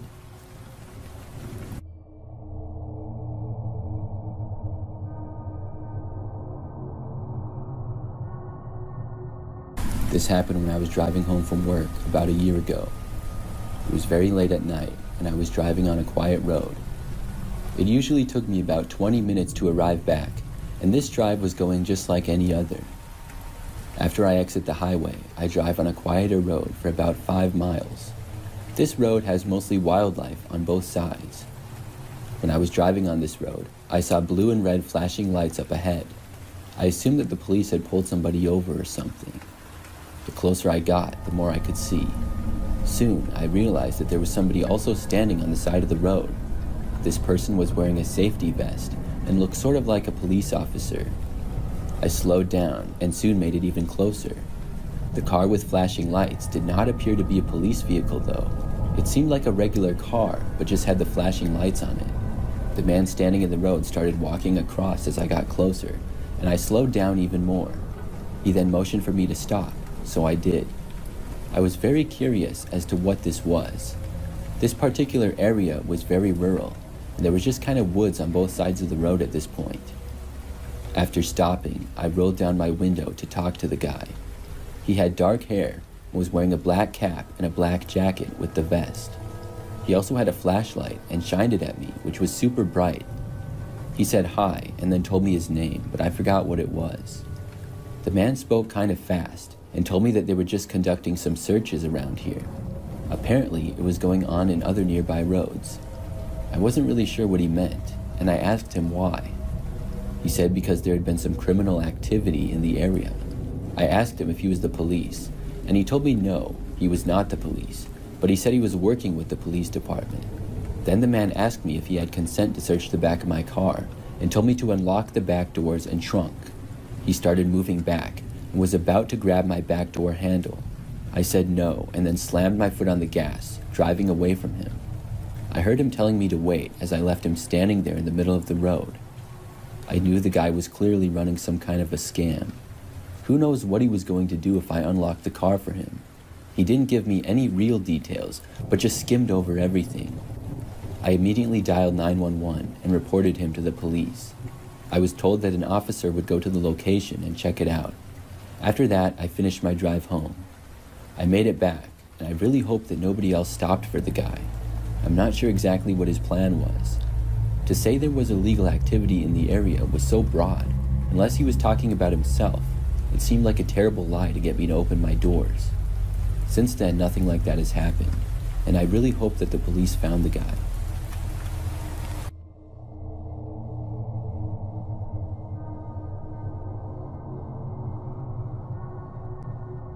About 4 years ago, when I was in college, I went to a university that was about 2 hours away from my girlfriend's college. I would drive down to her campus sometimes on Friday afternoons, and then we would hang out for the weekend. I would typically leave to go back on Sunday night. Usually, I would try to leave by 10 p.m. at the latest on Sunday nights to get back to my dorm on campus by midnight. I had a 9 a.m. class on Mondays after all, but many times I would stay later than I should. One time, I stayed until nearly midnight and then began driving back to my campus. Unfortunately, not long after I started driving back, maybe like 20 minutes, I began to feel very sleepy. I kept going and hoped that I would feel more awake, but I was only getting more and more tired as I went on. I was starting to struggle to keep my eyes open, and obviously, it was becoming a very dangerous situation. Then, I decided that I needed to stop and do something to help myself wake up. Maybe get an energy drink or something. I kept my eyes open to the sides of the road to see if I would pass by any gas stations or rest stops. I knew that I wouldn't be able to make it much farther without falling asleep. At the next exit, I took it, and I hoped that I would come across something. The exit led me down to a quiet road, and not too far down it appeared to be a gas station. I was really happy to see it. I pulled into the parking lot, but when I did, it appeared that the store part of the gas station was closed. The lights were off inside, and there were no cars in the parking lot whatsoever. I even got out and tried the door, but it was locked. I went back to my car then and got inside. I was still extremely tired. That's when I just sat back and closed my eyes. I wasn't thinking all that clearly from being so tired, and I guess I felt that maybe I could take a brief 15-minute nap or something. All I know is when I closed my eyes, it felt so good. I started to drift off to sleep, and I was out within probably 15 seconds. The next thing I knew, I was waking up to see a car was parked next to me. I was groggy, and I almost went right back to sleep at first, but I had a bad feeling. The feeling was almost like I needed to get away from there, and I was in danger. I looked at the car that was parked next to me. It was a silver sedan, and it looked to be about 20 years old or so. Then, the driver's door opened. I felt a little bit suspicious because they parked right next to me out of all the other spaces in the parking lot. I could barely see the person as they walked around the car over to mine. When they had made it around, I finally saw them. It was a man wearing a white sweatshirt with his hood up, and he had on like a type of mask that covered his whole face. It was like a costume mask of some sort, but I didn't recognize the character. When he approached my driver's window, I had no interest to stick around. I started my car up right then, and as I did, the man attempted to open my driver's door. My door was locked though, and I put my car into reverse and then backed up and drove away from him. I saw him then start sprinting back to his car as I was speeding out of the parking lot. Suddenly, I was wide awake and I didn't feel like sleeping at all. I sped onto the road and then back onto the freeway. I wasn't driving recklessly or anything, but I was definitely pushing the speed limit. When I got back onto the freeway, I saw that a car was merging right behind me, which happened to be the silver car. I had no plans to try to outrun them, and I drove at a normal pace. The guy sped up until he was right behind me. He got within probably 5 feet of the back of my car, and he stayed at that pace for a good minute or so. There were no other cars on the freeway at all. This area was really not that populated. In fact, most of the drive from my girlfriend's college to mine was just farms and woodland. I don't think I had seen another car the entire time that I was on the freeway. I sped up just a little bit, and as soon as I did, the guy behind me did as well. I switched lanes back and forth once, and he did the same. Then he sped up and hit the back end of my car. I couldn't believe it. He then crashed into it again, but this time harder. I think this guy had to be crazy or something. Then he backed off, and then went forward and hit me for a third time. This time, it was so hard that I nearly lost control of my car entirely and spun out. I sped up then because I was desperate, but as I did, I noticed way up ahead that there appeared to be a semi-truck. I kept speeding up, and so did the guy behind me. When we got sort of close to the semi, the guy behind me then switched lanes and sped off, passing both me and the semi-truck. He probably went over 100 miles per hour when he passed the truck. I slowed back down again once I made it to the semi-truck. The truck honked at me, probably seeing the damage on the backside of my car. I slowed down more and then called the police about the situation. I'm not sure why I didn't think to call the police sooner, but it's probably best, or I might have crashed or something trying to handle the phone and driving. An officer came out and pulled me over, where I was able to give my side of the story. He had me take the next exit and then stayed with me while I called my roadside service. I basically ended up staying up all night from waiting for my car to get towed and everything. I'm not sure whatever happened to the driver of the other car, whoever he was. I would recommend everybody to not drive late at night unless you have to, and especially never drive if you're tired.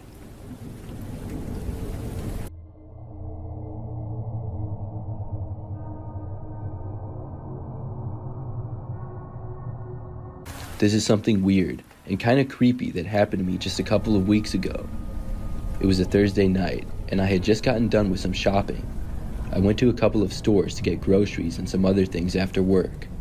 By the time I left to go home, it was probably like 9 p.m. I drove on the highway for a few miles and then exited to a quieter road. When I was on this road, I was just driving like usual, and out of nowhere, the car behind me honked. I looked back and saw just headlights in the dark of what appeared to be just a regular old sedan. At first, I wondered if they had in fact honked at me. There were no other cars around though, so it had to be them. It was really weird though, because I didn't know of any reason why they would honk at me. I was just driving down the road at a normal speed. In fact, I checked my speed. I was going like 58 in a 55, so I was driving around the speed limit. Did they think that I was going too slow? I know for a fact that I hadn't cut them off or anything. Maybe whoever was driving accidentally bumped the horn. I've almost done that myself a few times. About a minute went by, and then they honked at me again. Now I was even more confused than before.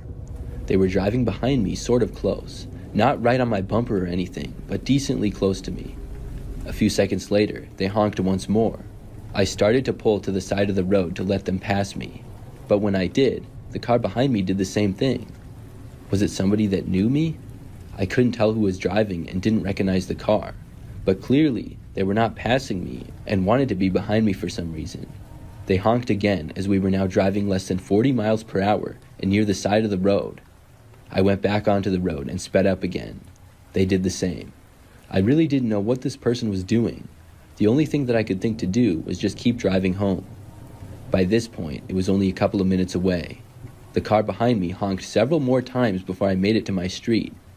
When I turned onto the street where my house was, the car behind me followed. This made me kind of nervous, and I still didn't know what was going on. When I got to my house, I pulled into the driveway. The car followed me and also pulled in right behind me. Now I was worried. I still couldn't tell who was driving the car because it was dark out. I stayed inside my car and did not want to get out. The person back there could be dangerous or something. I thought that they were going to get out of their car. I wasn't really sure what to do if they did though. Maybe they would explain why they had been honking at me. Possibly there was a logical explanation. Maybe my tire was going flat or something, and they wanted to make sure that I got home safely. I knew that probably wasn't the case though, but I was being hopeful. A few minutes went by, and I remained in my car, and surprisingly, so did the other person. After probably 5 minutes, all of a sudden, the car backed up quickly. It made it out into the street and then drove away. Then I got out of my car and looked around. None of my tires were flat or anything. My car seemed just fine. I went inside and was really confused by the situation. Since then, I haven't seen that car at all. I still wonder though, who it was and what they wanted.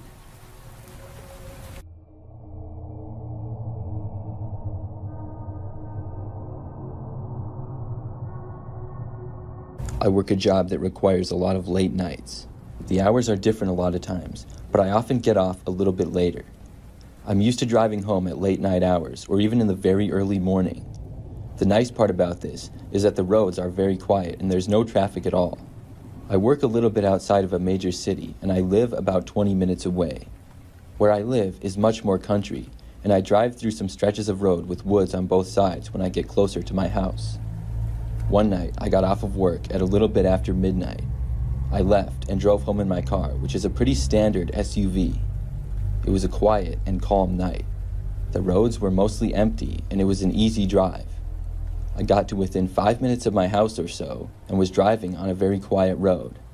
It had one lane going in my direction and another lane going the opposite direction. There was really not much of a shoulder on either side and just a slight ditch before there was woods on both sides.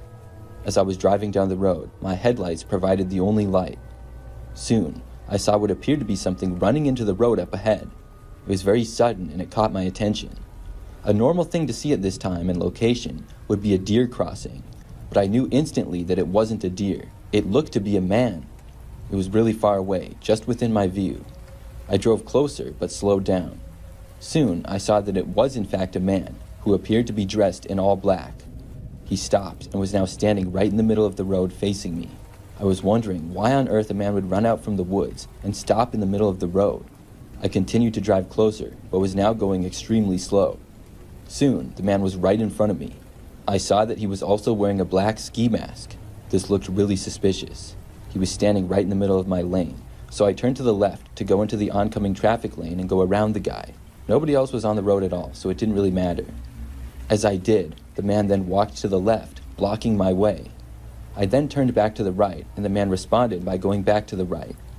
When I made it within maybe 10 feet of him, it seemed as though he was not going to let me get past him, and I came to a complete stop. He didn't seem like he needed help or anything either. He wasn't waving his arms and calling anything out to me. He was just silently standing in the middle of the road, trying to block me. I came to a complete stop, and when I did, the man slowly started approaching my vehicle. I knew this wasn't good, and my instincts were telling me to get out of there. So I put my car into reverse and started backing up. The man kept walking closer to me and started walking faster as well.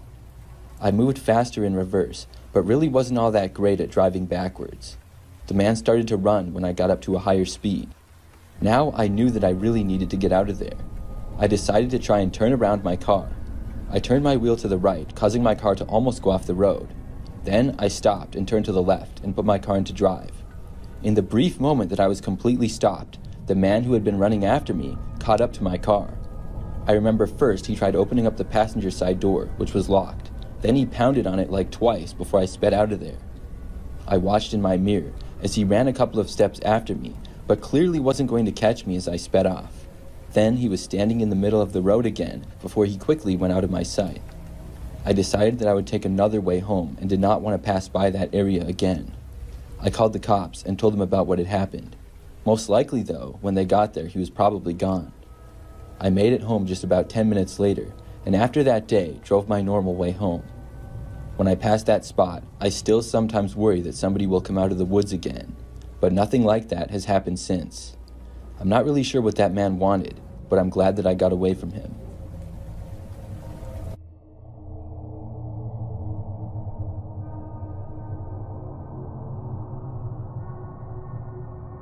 Several months ago, I was driving back home late at night. By this time, the roads were very quiet, with not many other cars.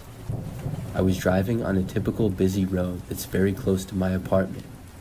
I was maybe a mile away from home and approached the red light of an intersection. I was not paying that well of attention to my surroundings, but I guessed that there was a guy standing on the side of the road, because as I sat at this red light, I remember noticing somebody appear to walk over to my car. I looked over, and a man approached my driver's window. He walked right up to it and then leaned in. I rolled down the window just a crack, wondering what this man wanted. When I did, he did not immediately say anything. I said hi and asked what the man was doing. He still didn't answer me, but then knocked on my driver's window. I was confused, but I was also getting more and more suspicious of the guy. Right then, the light turned green. I was so happy to see that, and I instantly drove away from the man. I watched him sort of return to the side of the road as I drove off. It was a pretty strange experience, but I saw the guy again just a few nights later. Once more, I was driving home late at night, and I came to the same stoplight as before. It turned red, and after I stopped, I once again saw the guy walking over to me.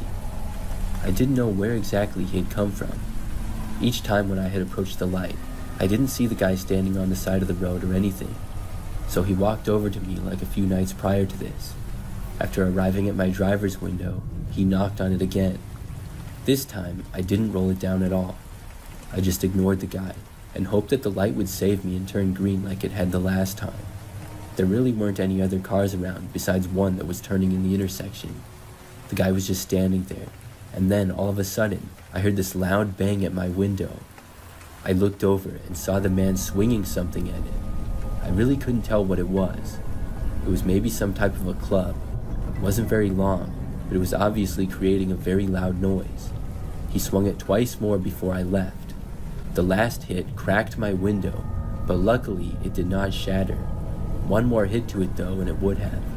I stepped on my gas pedal and went through the red light. Luckily, there were clearly no other cars around. The man stood there in the road and didn't try to come after me. I then dialed 911 on my cell phone and called the police. I reported what happened and where it happened. Then I went home. For several weeks after that, I avoided going through that intersection.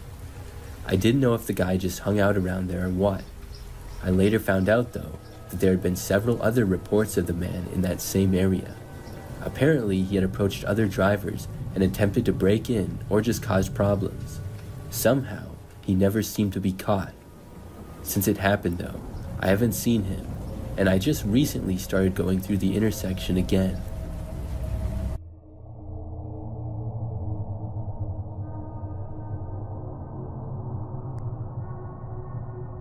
This happened just last week. I was traveling back home after visiting some family for a few days. I lived about 6 hours away and had to drive through 3 different states to get back home. I left at about 9 a.m. and figured to get home at about 4 or 5.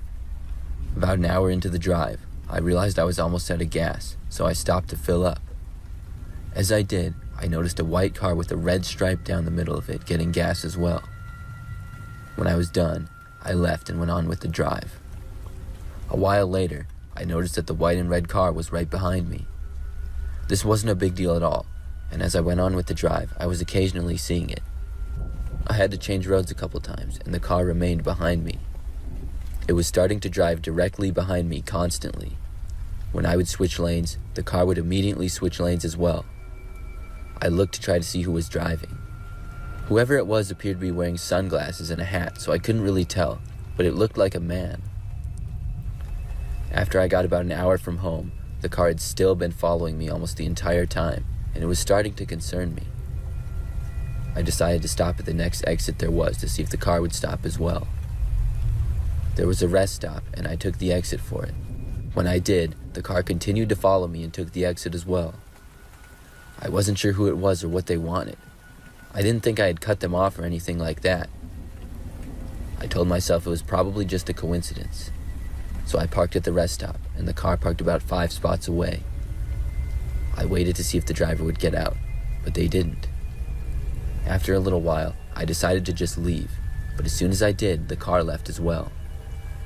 When I was leaving the parking lot to go back onto the freeway, the car got so close to me for a second I thought it might bump me. I kept driving until I got to the exit to where I lived was. At this point, I knew I was being followed, and I didn't want to go home, so I thought of the idea of going to the police station.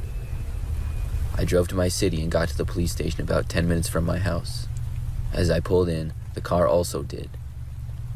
I sat in the parking lot of the police station, and the car parked about 10 spots away. After being there less than a minute, the car drove away. When it did, I got the idea to look at its license plate, but it was too late and I couldn't get a decent view of it. I waited in the parking lot for 10 more minutes before I finally left to go home. I looked behind me almost the whole time I was driving to make sure I wasn't being followed, and thankfully I wasn't.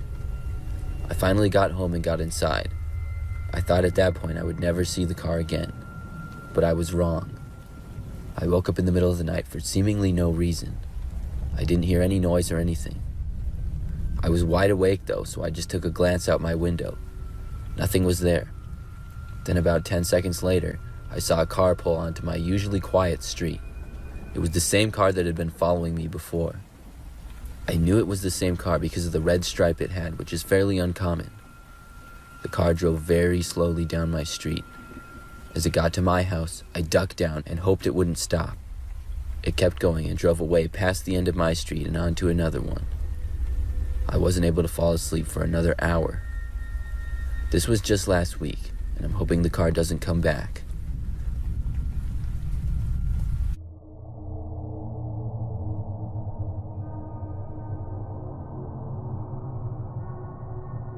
Back when I was in college, years ago, I had several really late nights doing homework. This wasn't something that I did on a regular basis, but just a few times during projects or things like that. Well, one time I had this really tough project for one of my classes. The good thing is that I had one of my best friends in the class, and we were project partners. So one time I went over to my friend's house, which was a little ways off of campus. I lived in a different college house with a couple of roommates that was about a 5-minute drive from there. So we had a really late night working on the project. I stayed there until about 2 o'clock in the morning, but we finally finished. Then I was able to leave and went to drive back to my house. When I left my friend's place, I walked out to my car and started driving home. By now, the roads were very quiet. In fact, I didn't see any other cars for the first minute or so. But then, right after I turned onto a road, I remember seeing headlights behind me. I continued to drive back and noticed that a car was following me really close. I wasn't driving particularly slow or anything, so I thought that it was kind of strange. But when I made a few more turns, the car stayed with me. When I had made it pretty close to my house, I was suspicious that I was being followed. I didn't know who was driving this car behind me, but with it being so late at night, I had a bad feeling about it. When I had made it to my street, I started pulling over to the side of the road, sort of in front of my house. We did not have a driveway, so you would just have to park out front. So I pulled over, and when I did, I saw that the car behind me was pulling over as well. I knew this wasn't any of my roommates. I thought about getting out of my car and going inside, but decided not to. So instead, I just sat there inside my car and waited to see what the car behind me would do. Within a few seconds, the driver's door opened. I looked in my mirror and saw a man step out and begin walking in my direction. I did not recognize this guy and had no idea who he was. He was walking at a fast pace straight for me on my driver's side. I had a bad feeling about it, and right when the man was about to reach my door, I hit the gas pedal. I peeled off pretty quickly, and in my mirror, saw the man start sprinting back towards his vehicle. I knew that I had to be fast, so I went to the end of my street and then took a right. Then I took a left very fast into another residential street. I was able to get a decent amount of distance on the guy and couldn't see him behind me, but I also knew that we were about the only two cars out driving right now, so I did my best to keep getting farther away. I turned at a couple more streets, and then there was a gas station. I turned into the gas station parking lot and then went behind the building into the lesser used side with a few parking spaces. After parking, I turned off my headlights. Then I sat there and waited. I could see a few residential roads nearby. A few moments later, I sort of saw a car driving. I think that it was the guy, but he didn't come that close. I kept waiting there in the gas station parking lot for a few more minutes. I figured the guy would still be out there looking for me, but luckily he didn't go to the gas station. Then I turned my headlights off and carefully drove back home. I knew the way back to my house easily and really didn't want the guy to see me. I was able to make it back okay and parked and then quickly went inside. Luckily, the car did not come back. I've always wondered though, why he followed me. I mean, I don't even know who the guy was. I'm almost 100% sure that I didn't cut him off or anything like that. It was 1 o'clock in the morning and nobody else was around. I guess I may never know.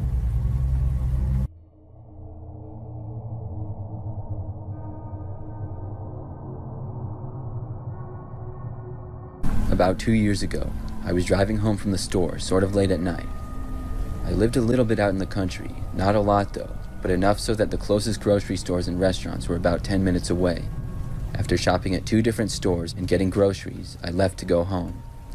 Everything was fine and normal until about 5 minutes into the drive when I was about halfway home. I was driving on a quieter road and not many other cars were around, but I suddenly noticed that a car was behind me and it kept driving closer to me until it was right up on my bumper. The speed limit on that particular road was 55 miles per hour, and I was going almost 60. The car could go into the other lane to pass me if he wanted, because there were no other cars coming in that direction, but he didn't do that. Instead, he just followed me at an extremely close speed. I knew he had been driving behind me for a time at a distance because I remember seeing the headlights, but I had no idea how long exactly he had been behind me because I hadn't really been paying attention. I just really noticed when he started to drive super close to me. All I could tell was the car looked like a regular average car, similar to the one I had. I couldn't see who was driving or anything like that because of how dark it was. I sped up a little bit, and so did the car behind me. Eventually, I had to turn, and I got into the turn lane. I was hoping this would be the end of the guy following me, and I thought maybe it was just an impatient driver, but then they got into the turn lane as well. The car then followed me down the next road, and I decided to turn onto a random quiet road. They did the same thing, and after that, I circled the road onto another one leading back to the busier road I had been on. I was followed the entire time. That's when I got a pretty good idea that I was being tailed. I had no idea why somebody would do this though. I didn't think I had cut anybody off or done anything wrong. There really hadn't been much cars out on the roads that night either. I decided that I would drive to the police station, which is something I had heard to do if you're being followed. I got out my phone and put in police station on the maps. I saw the closest one and got directions to go there. It took me maybe 5 to 10 more minutes to get there, and I was followed the entire time.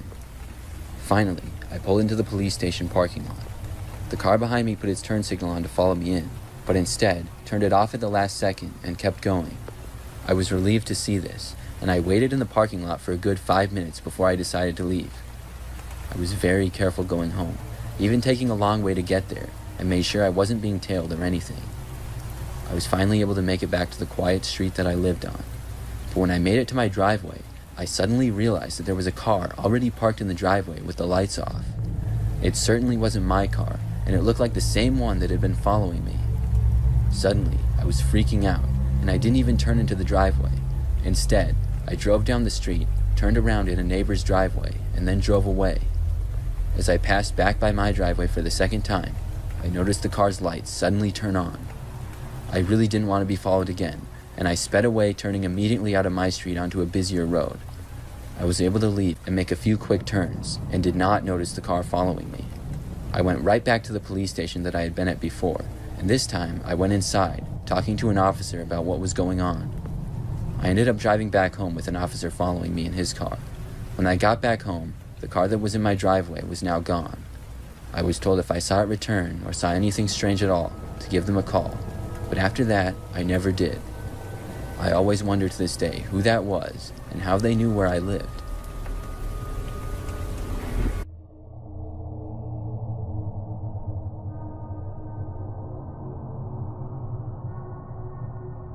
I live a little bit out in the country. Most of the roads near where I live are very quiet and surrounded by woods or farmland. There's a highway that goes out into more civilization, but other than that, I mostly travel on quiet roads. One time, I was driving back home at a little bit after midnight.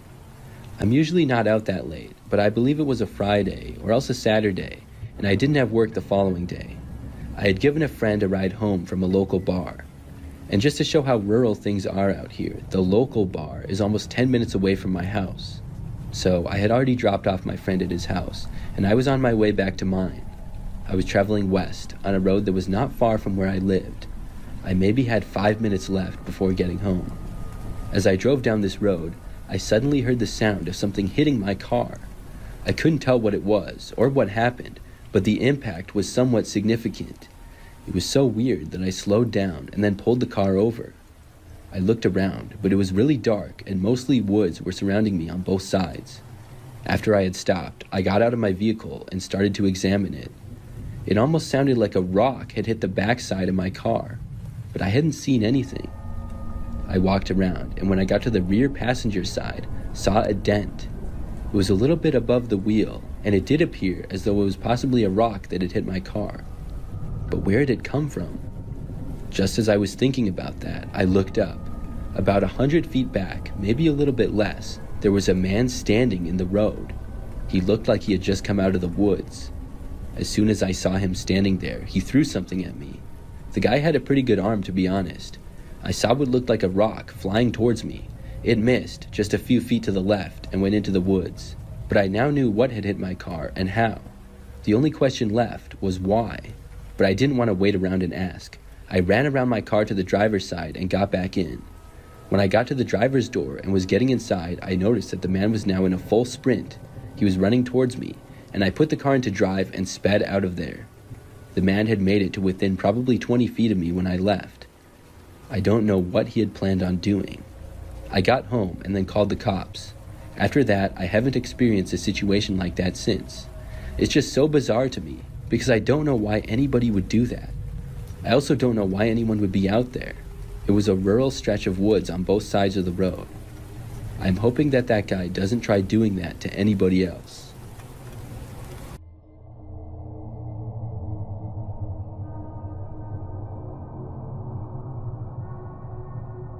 I used to work at a bar, and the story takes place during that time.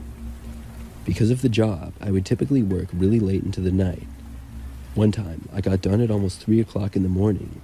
It was maybe a 10 to 15 minute drive back, which was not too bad at all. All of the roads that I would take were also very quiet roads, like no highways or freeways. When I left work that night, though, I had completely forgotten about the fact that I needed gas.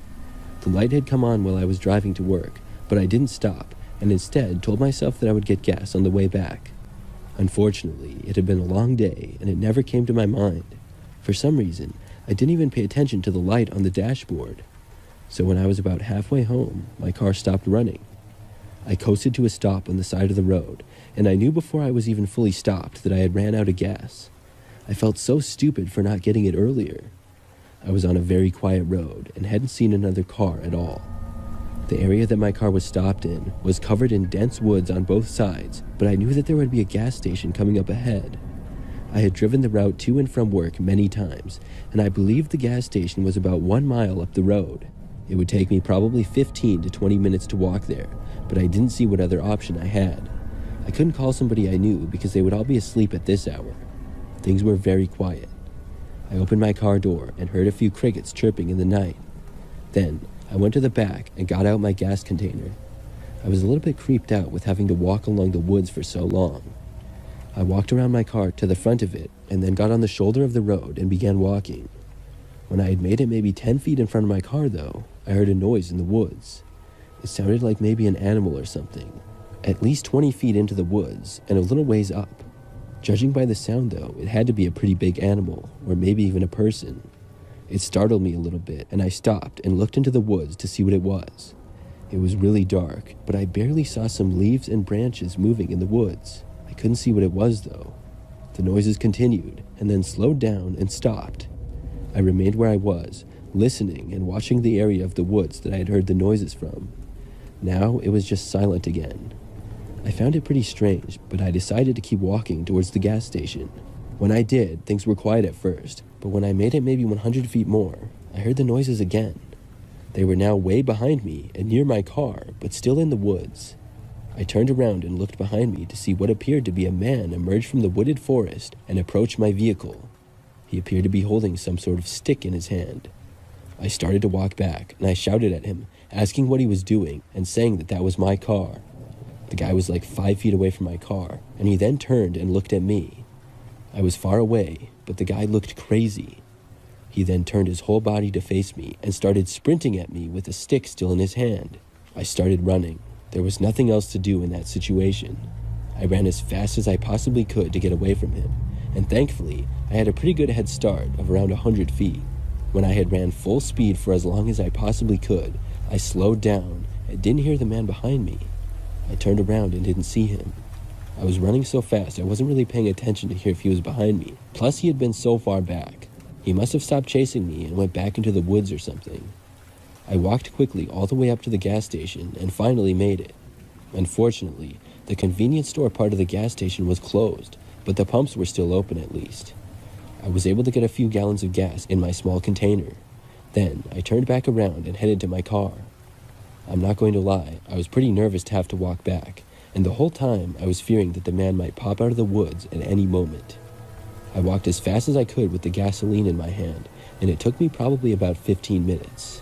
Finally, I could see my car again, but as I got closer, I realized that there appeared to be glass on the ground. When I made it back, I saw my driver's window and the back window of the car were both smashed. I looked inside, and nothing was out of place, not that I had much in the car anyways. I was furious, but also felt sort of scared. I began to open the fuel cap and start to put the gasoline in the car. That's when I suddenly heard more noises in the woods. They were pretty far back, but were getting closer. I hurried as fast as I could to pour as much gasoline in my tank as possible, and then ran to my driver's door and got inside. I then started the engine and sped away from there, seeing the man emerge from the woods again in my rearview mirror as I pulled away. I drove back home and called the police about it. My insurance was thankfully able to cover the window despite the crazy situation. I don't know if the police ever found the guy though. I also wonder what his plans were and what he was doing out in the woods in the middle of the night.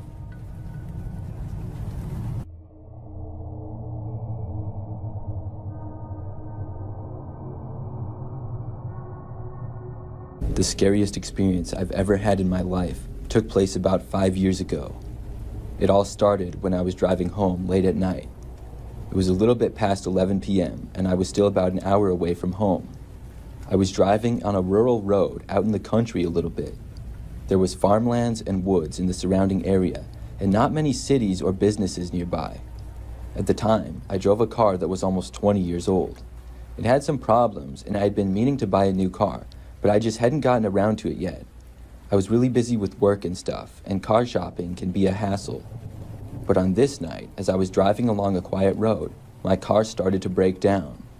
I didn't know what the problem was at the time, but it turned out it was an alternator going bad. This caused the battery in my car to die, and my engine felt like it was losing power. Soon, I realized that I would have to pull over and call my roadside service. But when the car came to a complete stop and I took out my phone, I wasn't receiving any kind of a signal. It didn't really surprise me, given the fact that I was kind of in the middle of nowhere. I wasn't sure what to do. It really didn't look like there was any gas stations or businesses nearby. I also didn't see any houses immediately nearby. To my right was a little bit of trees and woods, and to my left was just a big field. I restarted my phone and kept trying it, hoping that somehow I would get a signal. I didn't know enough about cars to try and work on it myself. Meanwhile, I hadn't seen another car on the road at all. The thought of trying to hitchhike did come into my mind, but I quickly pushed that thought away.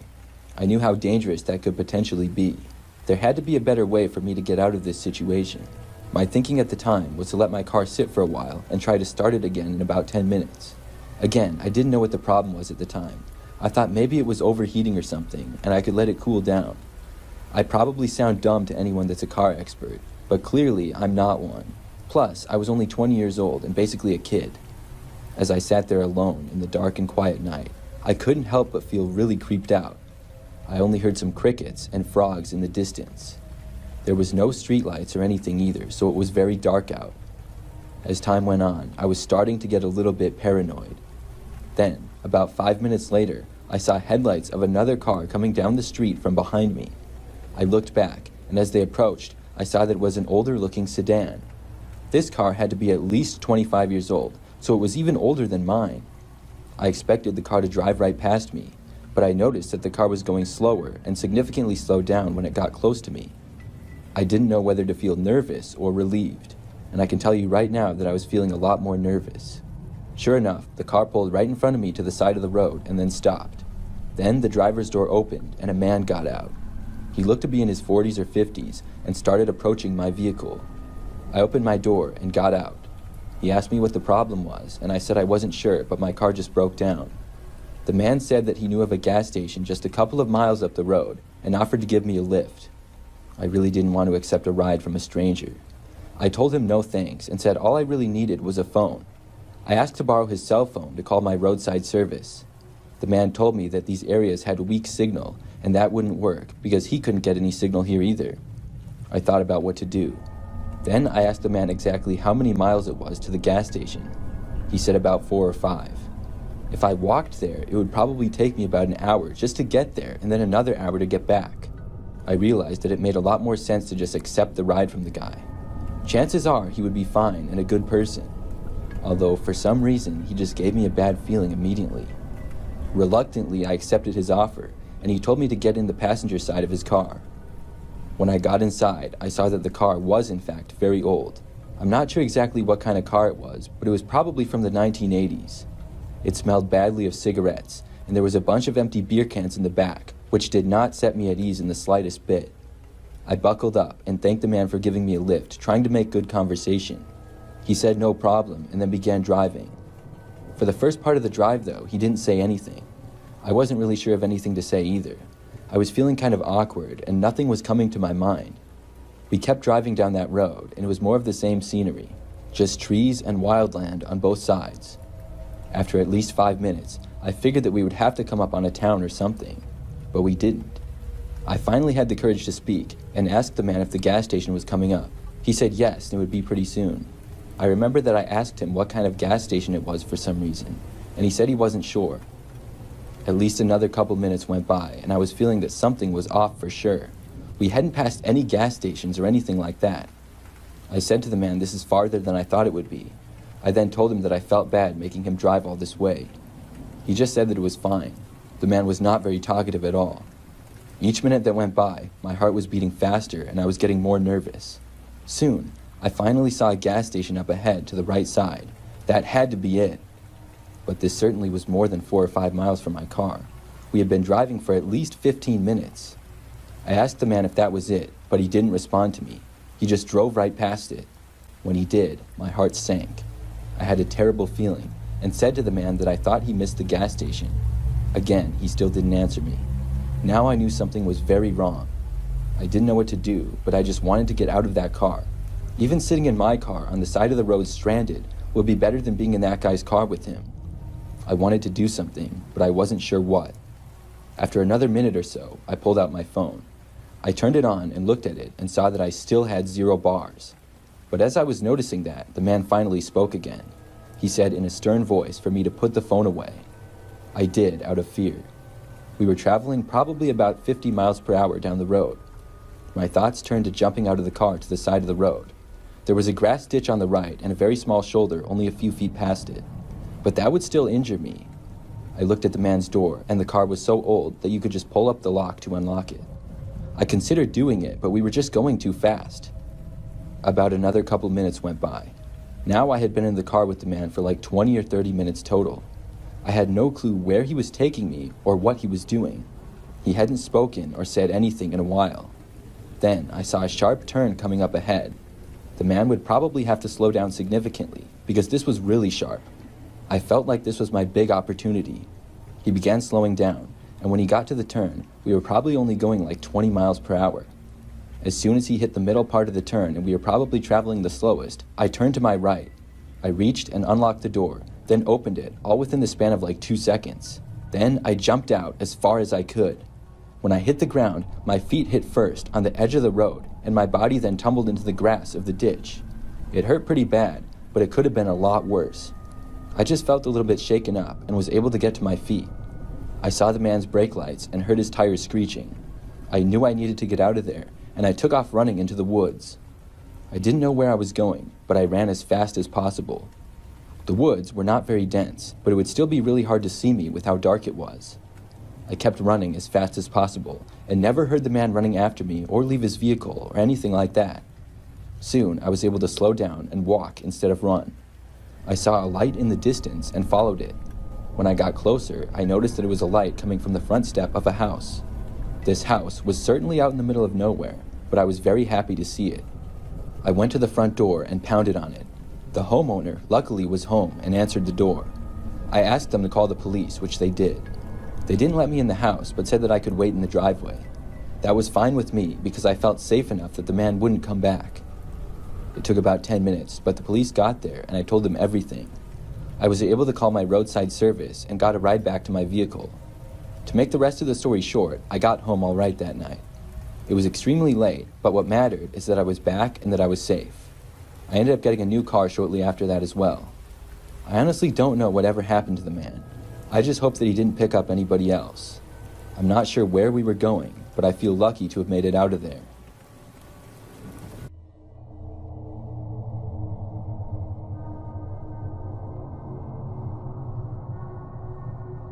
This story took place a few years ago now. I know looking back that the situation could have been handled better on my part. I feel sort of dumb even telling it, but I want other people to hear it, so maybe they learn from my mistakes. I was 19 years old and was at my parents' house. My older sister and her boyfriend were staying over, and we lived in a very populated neighborhood. There are lots of houses on my street, and many other streets nearby as well. Our house is sort of at the end, and probably the biggest one. So we were hanging out one night, and our plan was to get pizza. My mom made the order, and I offered to go pick it up. I had recently gotten a new car, and I really enjoyed driving it. I know that we could have had the pizza delivered, but we would always just go get it. The pizza place was just a little over 5 minutes away, so it wasn't a big deal. Plus, we could save money on the tip. So I left the house at some time after 7 p.m. The sun had set, and it was pretty dark out by now. I went out to my car and was parked at the top of our driveway. Then I backed out and into the street. As soon as I finished backing out, I saw a car parked on the side of our street with its headlights on a little ways back. There were not a lot of cars parked on the side of the street typically, but it was also not that uncommon. When I started driving away, I saw the car start driving as well, but behind me. I approached the stop sign at the end of our street, and when I reached it, the car was right behind me. I turned, and so did the car. It was the close following distance that really made me take notice of it though. I was driving the normal way to the pizza place, and when I made the first turn, the car behind me did it as well, but like right up on my bumper. I continued down the street a little ways, and at the next turn, once again, the car did the same thing. That's when I went from thinking maybe it was an overly aggressive driver to somebody deliberately following me. I had absolutely no clue why anybody would want to follow me though. I turned again and sort of pulled over to the side of the road. I wanted the car to go around me, but no. Instead, it started pulling over as well. Then I started to panic. I had no clue what to do, so I got out my phone and I called my mom. When she answered, I told her that I was being followed and I wasn't sure what to do. As I was talking, I kept making random turns and the car would do the same. I was kind of trying to lose the car, but I wasn't doing a very good job. My mom told me to come back home, and if the car was still following me when I got back, she would call the police. So I kept driving and now headed back for home. It took about 5 minutes or so, and the car was behind me the entire time. When I got back to our street, I pulled into the driveway. The car did not pull in after me, but instead drove a little ways down. It appeared to park in the same spot that it was at before on the side of the road. After I parked my car, I got out and sprinted for the front door. I got back inside and then showed my parents from the window where the car was. It was still parked there. We couldn't quite see the license plate though, but we called the police. About 5 minutes later, the car drove away. When the police got there a little while after, it was gone, and I talked to them and told them my story. We were all very disappointed that the car had gone away, and after the police left, I was really nervous that it would have come back. After that though, I never saw it again. Looking back, I should have drove to a police station when the car started following me. I could have called the police as well. I probably shouldn't have gone back home, but I guess the car already did know where I lived. I'm still not sure exactly what was going on there though, or what he wanted from me.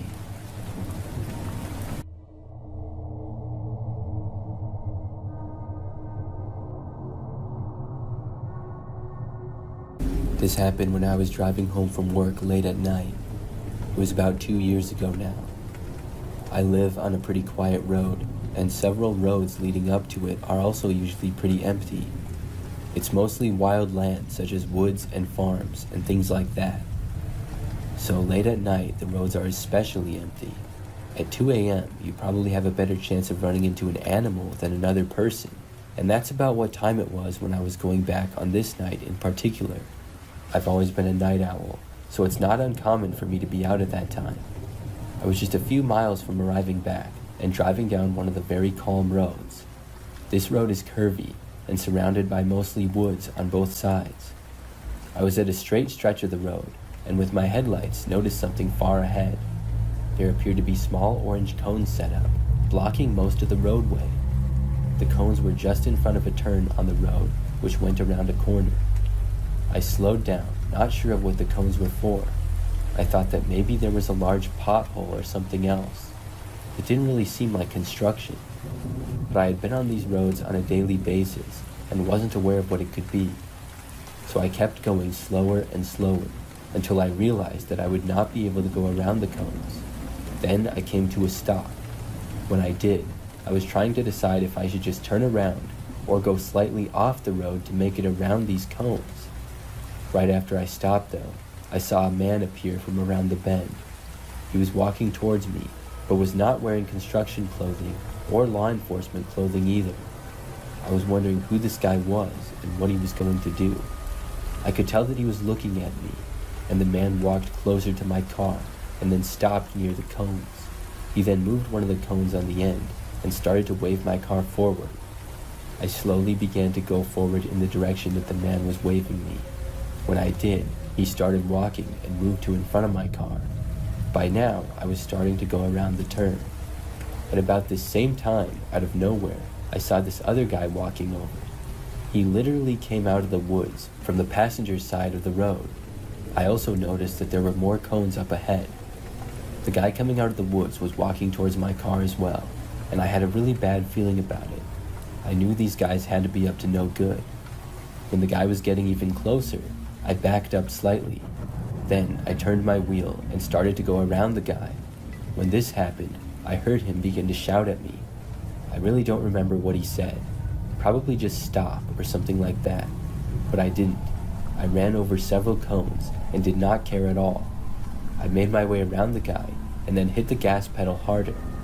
Then I was able to successfully get past the men and the next set of cones as well. I was speeding up, but still driving pretty slowly. Both guys started sprinting after me, but they were not fast enough. I ran right over to the second set of cones and then kept going down the street. There were no problems with the road whatsoever, so I knew that the men had likely just set them up, probably to try to stop traffic, but for what reason, I didn't know. I went the rest of the way back home to my house. Once I was there, I decided to report what happened. I never heard anything more though. I'm guessing that those guys left before the police got there. After that, I never did see them again.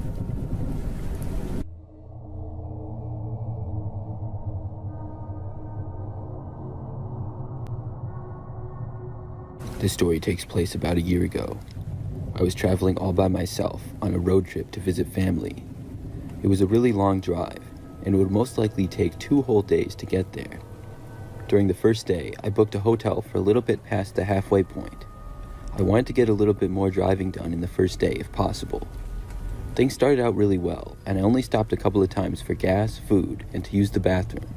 I would stop at places that were the quickest, usually rest stops and gas stations just off the highway.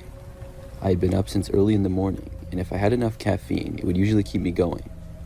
In the afternoon and early evening, though, I hit a rough patch of traffic. I think there was some road construction, and that was just a popular time to be on the road as well. Things got backed up and significantly slowed down for a few hours. I found myself now a bit behind the schedule I was hoping to be on. The hotel was already booked though, so I had to make it. Finally, at probably like 7 p.m., things started to clear up and the roads were much quieter. I was still almost 5 hours away from the hotel though. I stopped for gas, but then went right back on the road to try to save some time.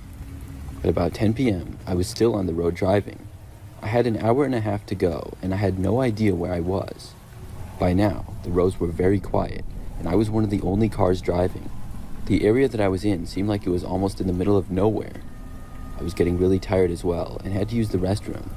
I decided that I should stop and try to get an energy drink or something. My car was good on fuel, so I wouldn't need to get gas. I started looking for anything off the side of the road that I could go to. There didn't really seem to be anything though. Finally, I saw a sign for a rest stop just up ahead. I pulled off the road and was happy to hopefully get some energy to finish off the drive. As I approached though, the rest stop was a little underwhelming. It was very small, just a little building. There were some parking spaces along the road that went past it and then back onto the freeway. The place was very dimly lit as well, and nobody else was there besides me. I parked my car and then got out and stretched my legs. I'd been driving for quite a long time without a break. Then I walked inside the small building that the rest stop had. Surrounding it was a little grassy area with a picnic table and what looked like a woods behind it. I had been to a similar rest stop before earlier in the day. Once I was inside, I used the restroom and then left. There was nothing inside the building besides a men's and women's restroom and a small lobby area with just some brochures. There was no vending machine, which is what I was hoping for to get an energy drink or something. At some rest stops, they have the vending machines outside on the side of the building instead of inside of it. I decided to walk around and see if they had one. I went around one side, and it was amazing how much darker and quieter it was over there. I heard some crickets chirping in the distance. The ground went slightly downhill as I walked around the building, but there were no vending machines. I got completely behind the building and was walking around to the other side. That's when I got a kind of eerie feeling for some reason. I stopped and looked around at the woods in the night. Then I heard a noise. It sounded like something was moving just inside of the woods, which was about 50 feet away probably. I thought maybe some kind of animal was there, and I sort of saw a tree branch moving a little. I stopped to see what it was, because I was curious, but part of me was wanting to just turn and run back to my car and get out of there. Still, I stood there looking to see what it was. As my eyes adjusted more to the darkness, I started to notice something. There appeared to be a man crouched sort of behind one of the trees. The guy was looking at me. I couldn't really tell any details about him at all, but he appeared to have a beard. After looking at him for a few seconds, he suddenly stood up. There were no other cars at the rest stop, so I didn't know what he was doing there. After standing, the man took a few steps towards me. I had a really bad feeling, and then the guy suddenly started sprinting in my direction. I took off running for my car as fast as I could. I ran around the building and into the parking area. When I was running, I could hear the man gaining on me from behind. I made it to my car and threw myself inside before slamming and locking the door. As I was scrambling to start my engine and drive away, the man reached my car. He started pounding on the window, and I backed out and drove off after he had smacked my window several times. I got back onto the highway and was really happy to be away from him. I decided to call the police and let them know about what had happened. I didn't want somebody else to stop there and have to encounter him. As for me, I was able to stop a little ways down the road and get an energy drink. I was in the middle of nowhere, but I made it to my hotel just after midnight.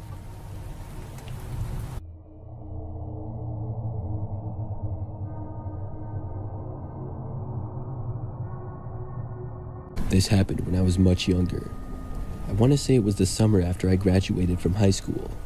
The situation was that I had just hung out with one of my good friends that night. We would hang out all the time during the summers. I dropped him off at his house because he didn't have a working car at the time, and I then started to drive back to my parents' house.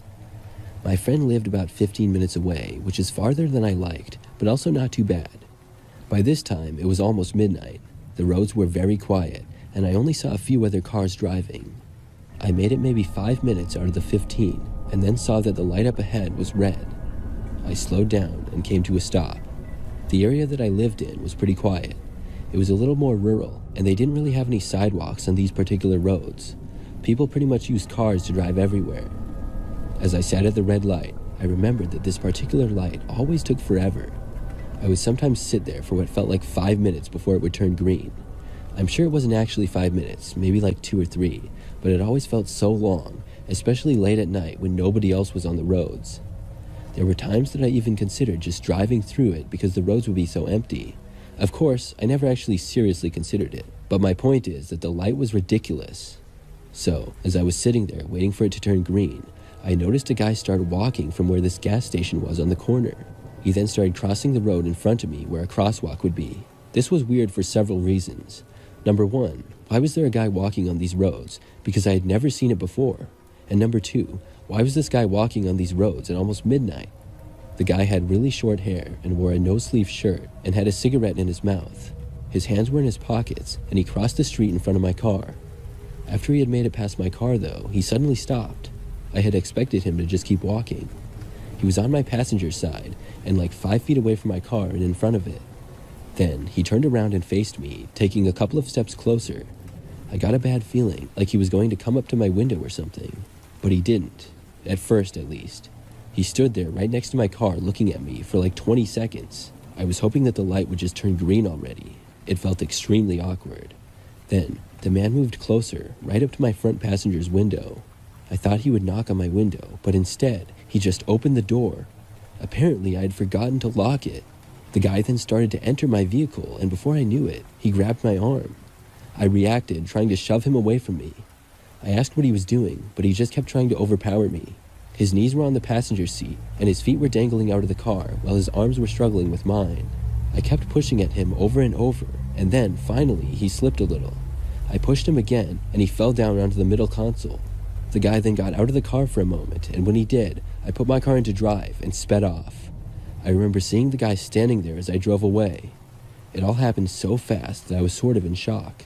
When I felt safe enough, I then called the police. They investigated what they suspected to be an attempted carjacking.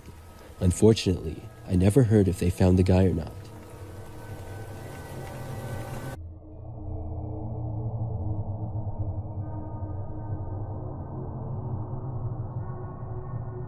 This happened many, many years ago. I was driving my car home one night. I was going through a city that I was sort of unfamiliar with and was about an hour and a half away from home. At this point in the drive, I was not on the highway, but a quieter road. I had just driven through a seemingly small town, and things were very quiet. It was late, and I had only seen a couple of other cars out on the road. I was traveling about 35 miles per hour and saw a stop sign coming up. Things were very dark in this section of the road with no streetlights or anything. Surrounding the road was mostly grassy fields and a few trees or woods here and there. At the stop sign that I was approaching, it was a 4-way intersection. I slowed down and was just coming to a complete stop. As my car was almost stopped, I suddenly heard a knocking coming from my passenger side window. I looked over, startled. When I did, I saw a man standing there. He was sort of tall, and I couldn't really see his face, but I could see him knocking. It really took me by surprise, and I was wondering who this guy was and what he wanted. I could see him motioning for me to roll down the window, so I did, although I had a bad feeling about it. The man spoke, telling me that he really needed a ride and his car had broken down. He told me that he promised he wasn't dangerous or anything, and asked me multiple times for a ride without me even saying anything. To me, it just came across as really sketchy. I started to shake my head and say no to the guy, and I could tell that he knew I didn't want to. However, my window was still open. The man began to reach inside and said please and that he was desperate. It didn't change my mind though, and I hit the gas and drove away. He was forced to let go of my car, and I left him standing there in the middle of the road. The whole experience was just really strange. As I drove away, I wondered if I had done the right thing, or if maybe he just did need a ride. My instincts were telling me no, and the way that the man reached inside of my car aggressively made him seem anything but innocent.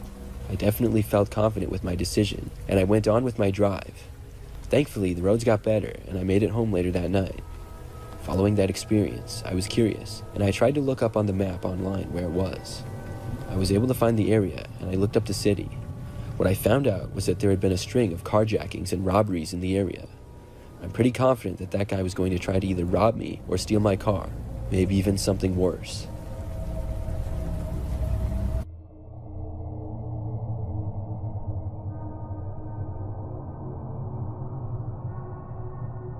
"5 years ago, I worked in the city about 30 minutes from my house.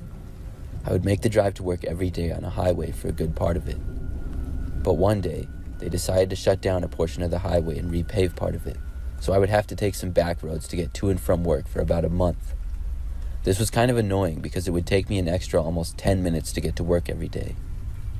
One night, I was driving home from work, and it was about 11 p.m., a lot later than I usually worked. The roads were pretty empty though, so that was nice. I got to one of the back roads I would take, which had a bunch of thick woods on both sides of it. I would drive on this road for about a mile, but as soon as I turned onto it, I saw a car speeding up behind me. They were going much faster than me, and even though it was a one-lane road going each way, I figured they were going to go into the opposite traffic lane to pass me. I moved over a bit, but as they came to pass me, they stopped at my same speed and rolled down their window. I looked over and saw two men sitting in the front seats. They were waving their arms at me. I rolled down my window and heard them yell at me that my tire was flat. It took me a few seconds to understand what they were saying. Finally, I got it, and I pulled my car to the side of the road. It was strange because nothing felt off about my car. I came to a stop, and so did the men a short ways in front of me. I got out and began to look at all of my tires.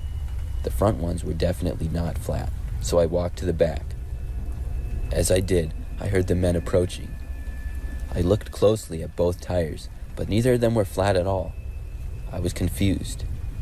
I walked back to the front of my car where one of the men was standing, blocking my driver's side door. He also appeared to be looking at my gauges inside my car. I said to the men that my tires were not flat. The other man who was standing in front of my car said to me he had to show me what was wrong and asked me to follow him. He started to walk to the back of my car. This whole thing was starting to seem really sketchy to me at this point, and I really didn't like the other man standing in front of my door like that. I started to walk to the back of the car, curious of what the man was going to say. I was almost there when I heard a lot of rustling in the woods. I looked expecting to see an animal, but saw two men emerging in masks. I ran back towards my driver's door and saw the man now standing there with a smile on his face and his arms out as if he was going to block me from entering my car entirely. I felt like I had been set up. I took 2 quick steps and then shoved the man as hard as I could. We were roughly the same size, and he went back and nearly fell over. It seemed like he wasn't expecting it at all. I took this chance to jump into my car and lock the doors immediately. Of course, the second after I did that, multiple doors tried to be opened by the men. I started the engine and put the car into drive. The man I had shoved attempted to stand in front of my car to block me from driving away. I had to drive slightly off the road and then got back onto the road to avoid hitting the man. Then I sped away. I figured the men would try to chase me, but they didn't. Once I got off of that road, I slowed down and made sure I wasn't being followed, then called the police. I don't know what the intentions of those men were. Maybe it was to try to rob me, but either way, it was a scary situation.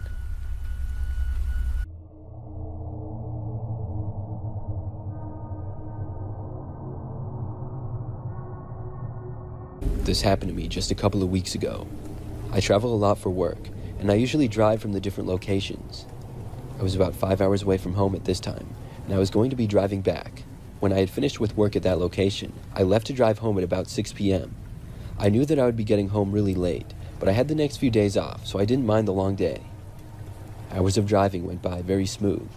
I had the directions all set up on my phone through Apple Maps. I was making great time, and I felt like I would get home a little bit sooner than I expected. But at one point, maybe 3 hours into the drive, I was told to take an exit by my phone. This confused me a little, but I knew I had the directions in it, so I followed what it told me to do.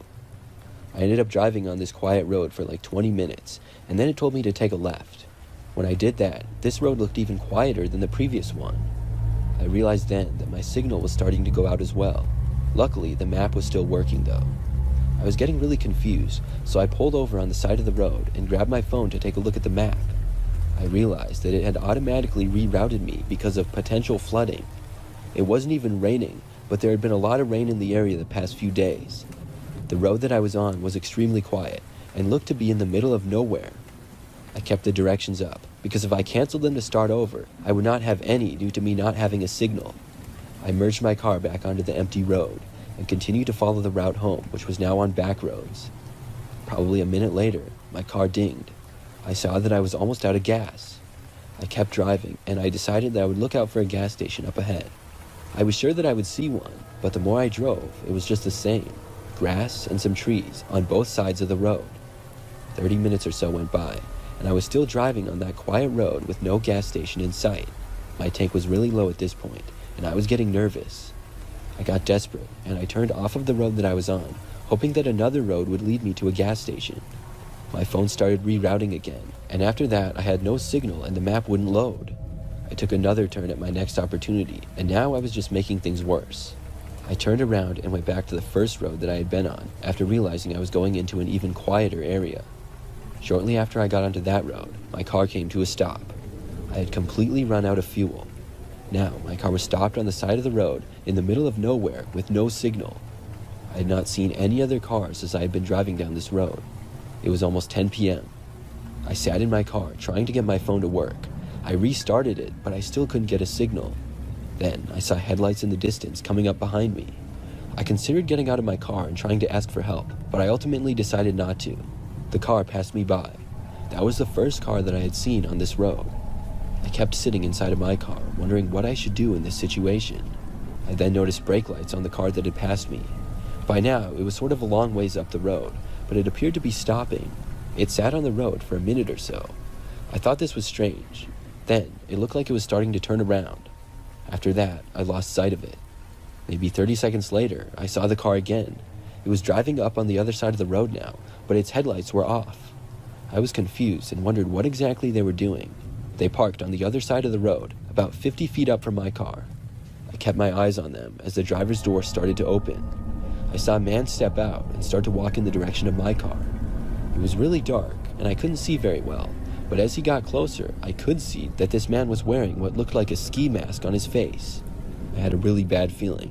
When it was clear that he was walking to my car, I decided I needed to leave. I took my phone, keys, and wallet and moved over into the passenger seat, then opened the door as quietly as I could. Then I swung the door open and ran into the grass on the side of the road. There was a bit of woods, and I ran for it. I could barely hear the person starting to run in my direction. I ran deeper and deeper into the woods. I kept going for as long as I could. When I was running, I thought I heard noise in the woods behind me, and I knew that the man was chasing after me. He was a ways back, but I knew I needed to run as fast as I possibly could. I was getting whacked by tree branches left and right. After probably 10 minutes of this, I found a spot that looked good for hiding.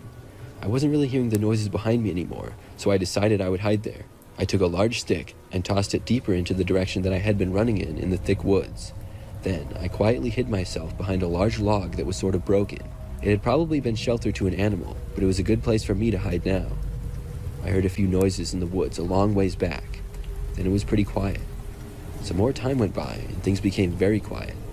I kept waiting there for probably 30 minutes. Then I finally felt safe enough to leave my hiding spot. I walked back through the woods, trying to go in the same direction that I had come from. After about another half hour of walking, I finally made it back to the road. I was tired from all the running and walking through the woods. Luckily, I didn't see the other car on the road when I got back. I was a little ways down from my car, and I walked back to it. As I was approaching my car, I saw headlights coming again. At first, I was about to run back into the woods, thinking that it might be the same guy, but I realized that these headlights were much bigger and those of a truck instead of a car. I decided to stay by my car. The truck actually slowed down and came to a stop behind me. A man got out, who turned out to be a really nice guy who lived in the area. I told him about running out of gas, and he happened to have a small 2-gallon gas can in the back of his truck that he carried around. He let me put it into my car for free. Then, he gave me directions to the nearest gas station. After he left, I was able to make it to the gas station, which was only like 2 miles away. It was a long night, but I finally made it home.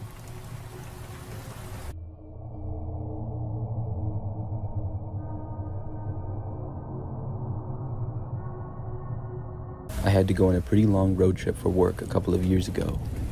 We had to travel, but I decided to drive instead of fly because I thought it would be more fun.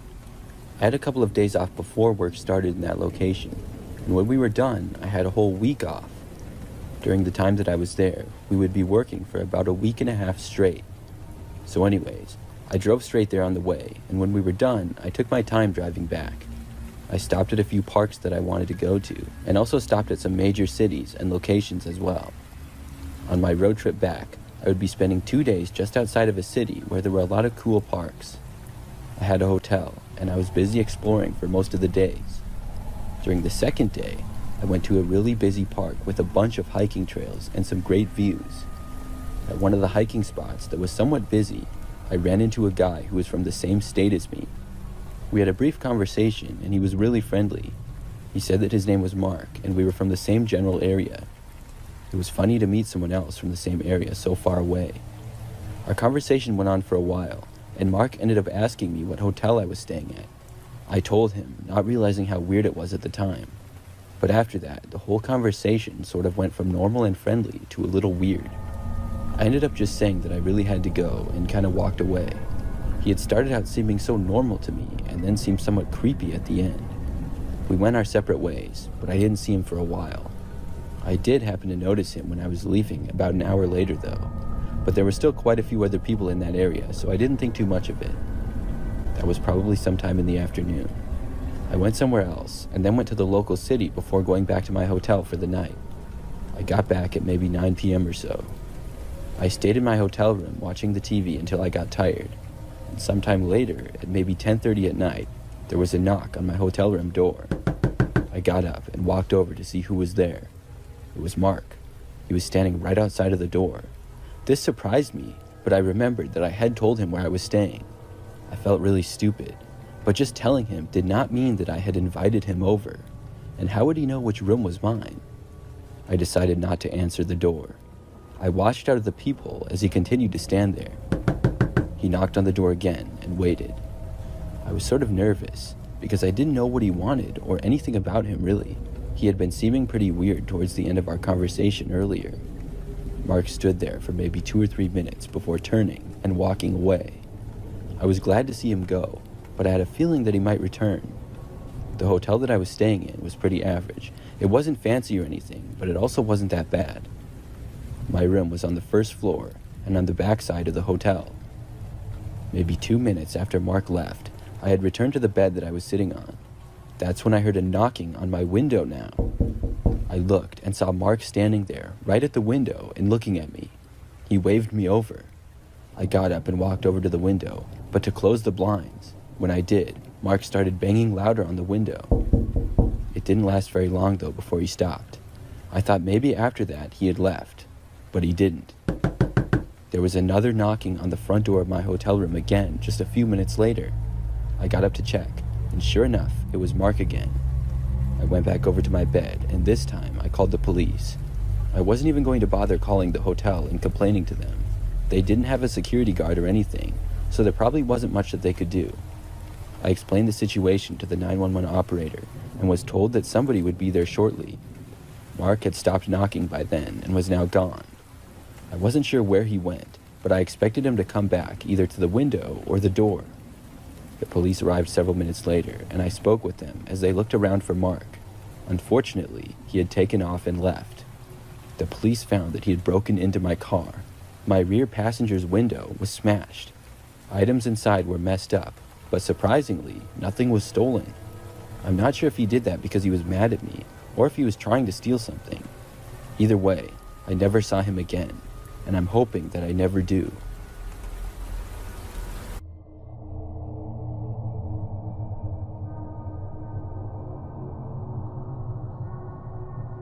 This happened in Northwest Florida.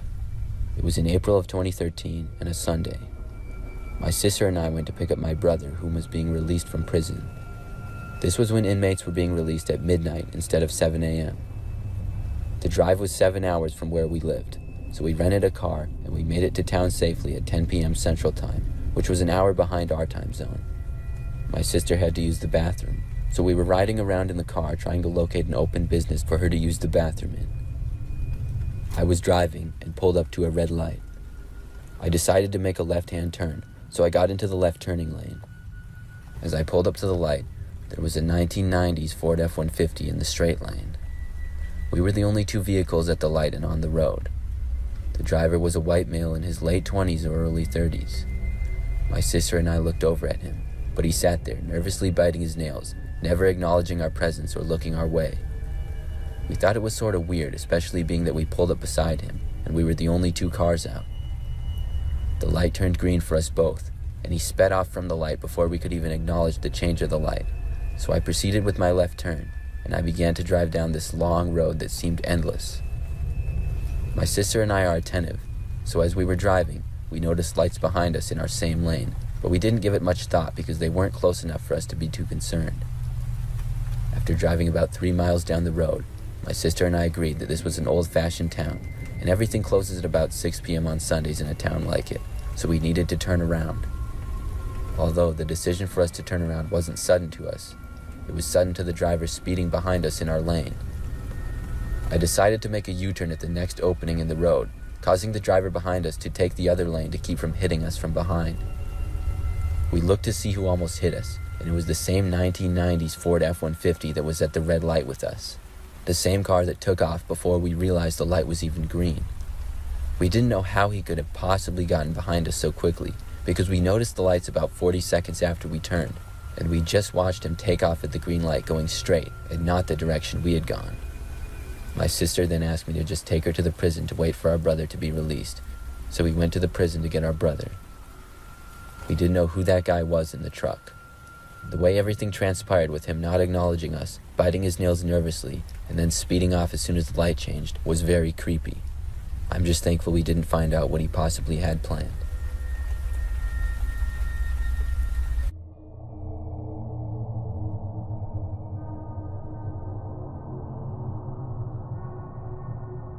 Last summer, I went on a cross-country road trip with my best friend Emma. Between the two of us, we could drive for very long periods of time. We were switching off when we got tired, and sometimes one of us would drive while the other slept. I remember that on one of the first nights of the trip, we found ourselves driving on a quiet highway late at night. I don't know exactly what time it was, but we were about the only car on the road. We had stopped for gas maybe 30 minutes earlier and got some coffee as well. We were in the right lane, and I was driving with Emma in the front passenger seat.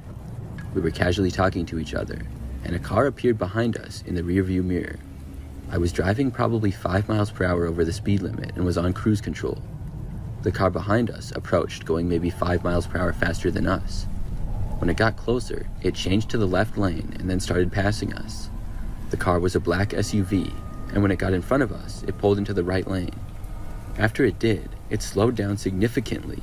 It's like whoever was driving took their foot off the gas pedal entirely. It was kind of rude, to be honest, and I switched lanes to the left to go around them. When I did, though, they immediately switched to the left lane, as if to throw a block at me.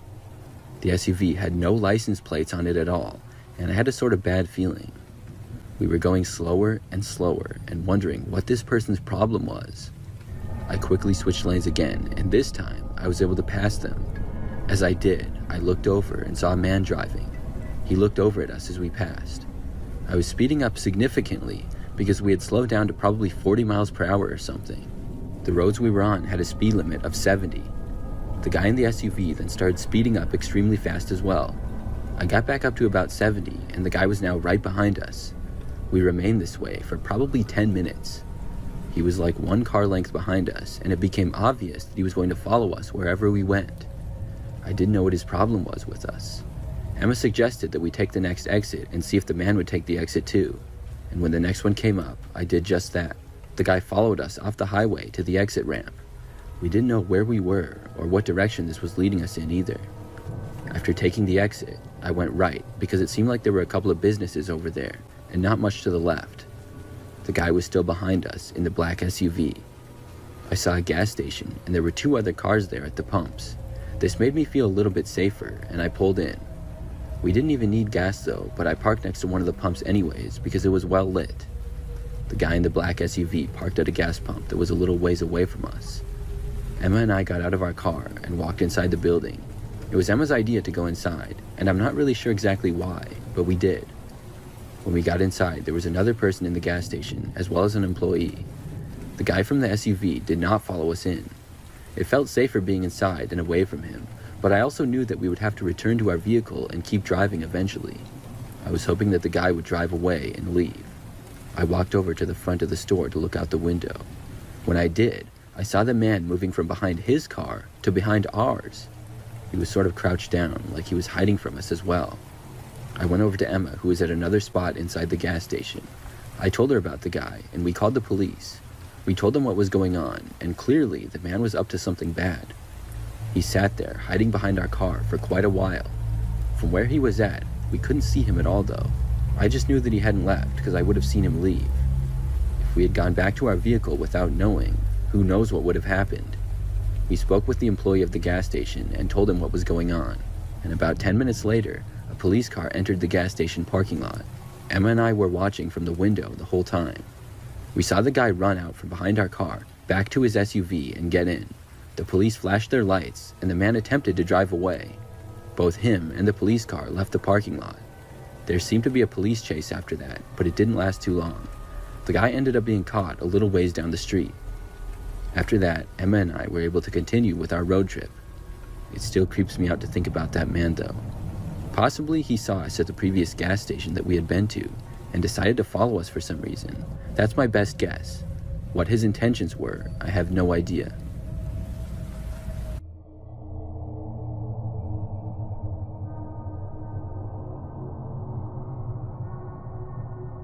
I used to go on quite a few road trips. I would travel all around the country and was able to actually sleep out of my car. Now, I wasn't living in my car or anything like that. I have a house and had one then too. But my career allows a lot of free time, and my favorite thing to do is travel.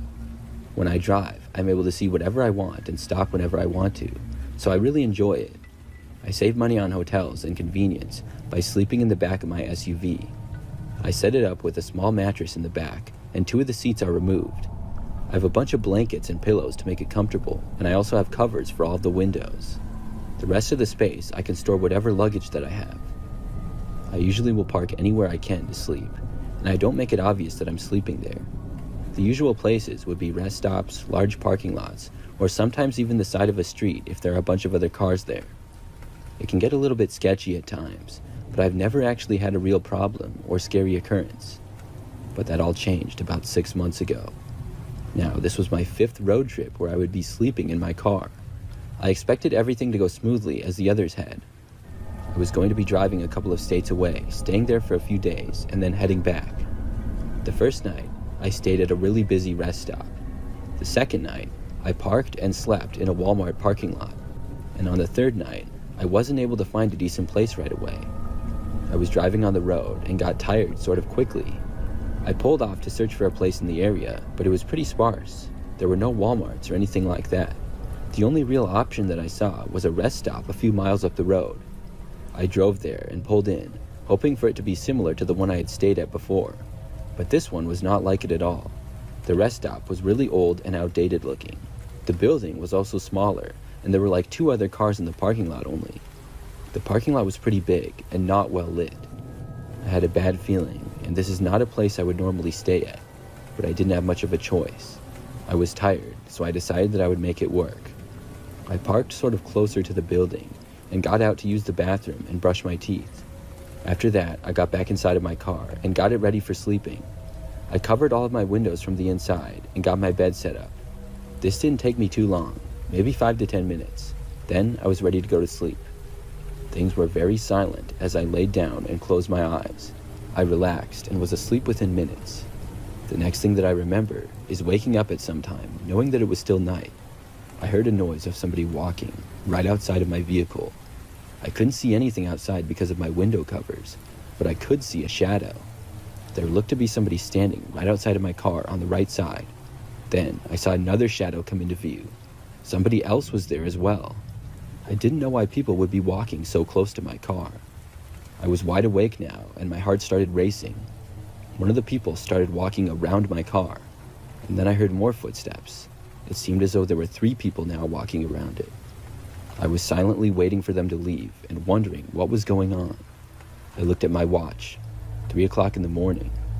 One of the people seemed to head to the back end of my car, and the other 2 went to the front. Then, suddenly, there was a huge loud noise coming from the back. It was like somebody had taken a hammer to my back window. It didn't break, but it was very loud. Then there was another whack, and this time, I heard the window starting to break. I instantly jumped up and found my keys, which I always had right next to me as I slept. I jumped over into the front seat of the car. Without even taking the window cover off, I started the engine. There was another strike to the back of the car, and I heard the window breaking even more. After I started the vehicle, I heard some shouting from outside. I couldn't tell you what was said though. Finally, I took off the first window cover just enough to see. 2 men stood there. I started backing up, and the window was hit again with whatever tool they were using. The other men charged at my car, and after backing up, I saw the other guy, who had been in the back, holding what appeared to be a hammer in his hand. The man was standing just to the left of my car and behind it. He swung the hammer at my back window as I finished backing up. Then, as I started to drive away, he threw the hammer at my car, breaking one of the rear side windows. I sped out of there, leaving all 3 men standing around the space that I had parked at. My heart was racing, and I got onto the road and drove for a while. I was able to compose myself and called the police and told them everything. I drove to a nearby town and got a hotel there for the night. When I looked at my car, there was significant damage to the back and one of the side windows, but luckily, I was not harmed. The police did an investigation to find the guys, but I never heard back if they were found or not.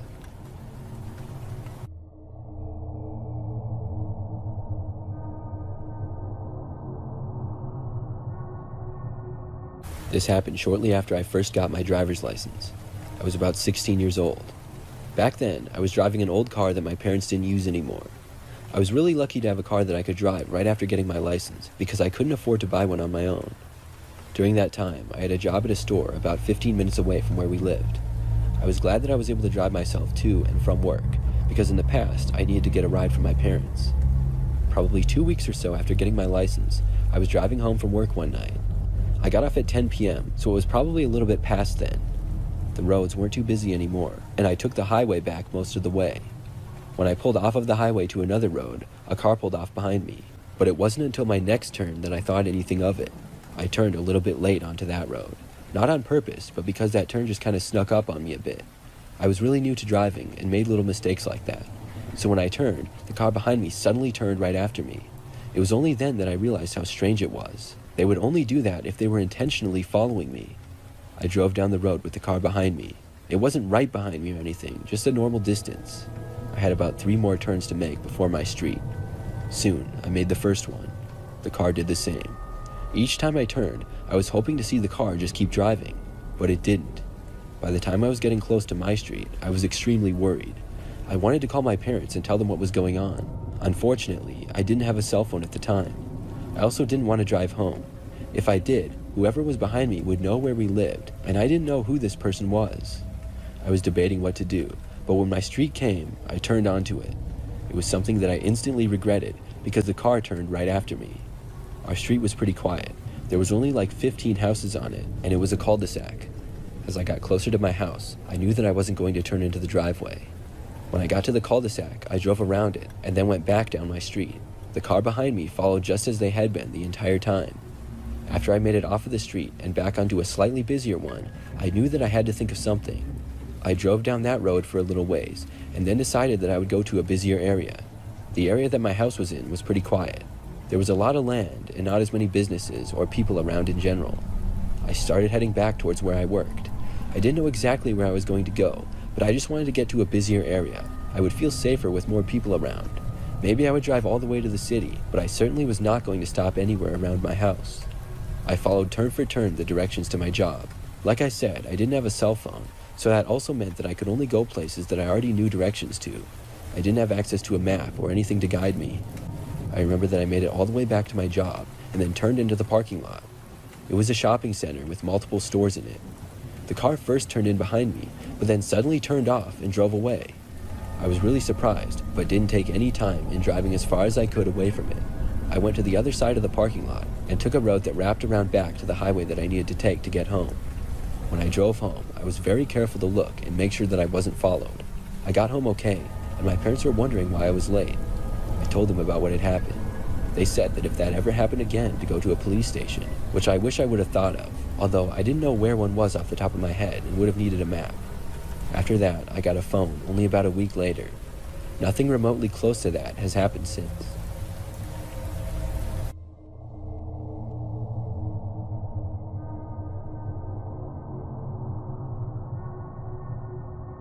About 5 years ago, I was driving back home from work late one night. I worked at a restaurant/bar at the time and often worked very late. So it was past midnight when I was finally going home and driving my Honda Accord. I lived with my parents during this time in a neighborhood about 10 minutes from my job. So after leaving work, I got onto the roads, which were very quiet, as they often were in the late night hours. It was a huge difference from when I would go to work and there would be lots of cars on the road, to when I would drive home and there would be basically nobody. So within probably 2 or 3 minutes of driving home, I did notice a car behind me. When it started following me though, I had no idea. I kept driving home and was realizing that the car behind me was turning wherever I did. Soon, I was very suspicious that I was being followed. I was never quite 100% sure though. I thought maybe it was a neighbor or something. There are many other houses in the neighborhood. Still, I was suspicious by it. Soon, I had made it to the street where my parents' house was. I turned onto it, and the car behind me did the same. I actually thought about driving around the block or turning around, but ultimately, I drove to my house and pulled into the driveway. I remember being really nervous as I was pulling in that the car would as well, but it didn't. Instead, the car kept going down the street. I felt much better, and then got out of my car and walked inside. By now, my parents and sister had long gone to bed upstairs. The lights were off inside the house, and it was very quiet. I went into the kitchen to make some ramen noodles or something like that. I was very hungry and wanted something quick to have before bed. As I was waiting for the water to heat up though, I casually walked around a little. I went into the living room and glanced out the front window. That's when I noticed a car driving extremely slow down the street. And I further noticed that it was the same car that had seemingly followed me all the way home. Now I was very suspicious. I continued to watch out the window. The car then turned and parked on the side of the street just past our house. I heard the engine turn off and then watched the driver's door open and saw a man get out. He then started walking towards our front yard. That's when I jumped back from the window so that he wouldn't see me. I went back into the kitchen and just hoped that this guy wasn't going to try to break in or something. Seconds later though, there was a knock at the front door. My heart started racing. What could this guy possibly want? Several moments went by and he knocked again. I slowly walked into the living room and went to a window. When I looked outside, I saw the man walking away from the front door, but he wasn't going back to his car. Instead, he walked around the side of our house. I went back into the kitchen and looked out of a back window. I was very careful when I was looking so that I wouldn't be seen. The man appeared to walk through the backyard.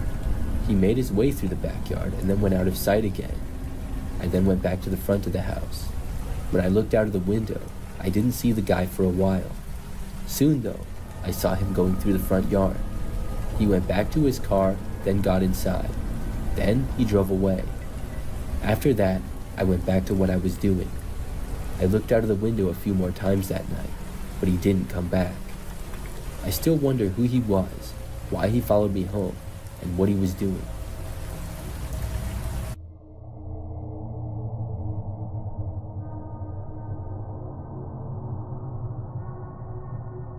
This happened when I was younger.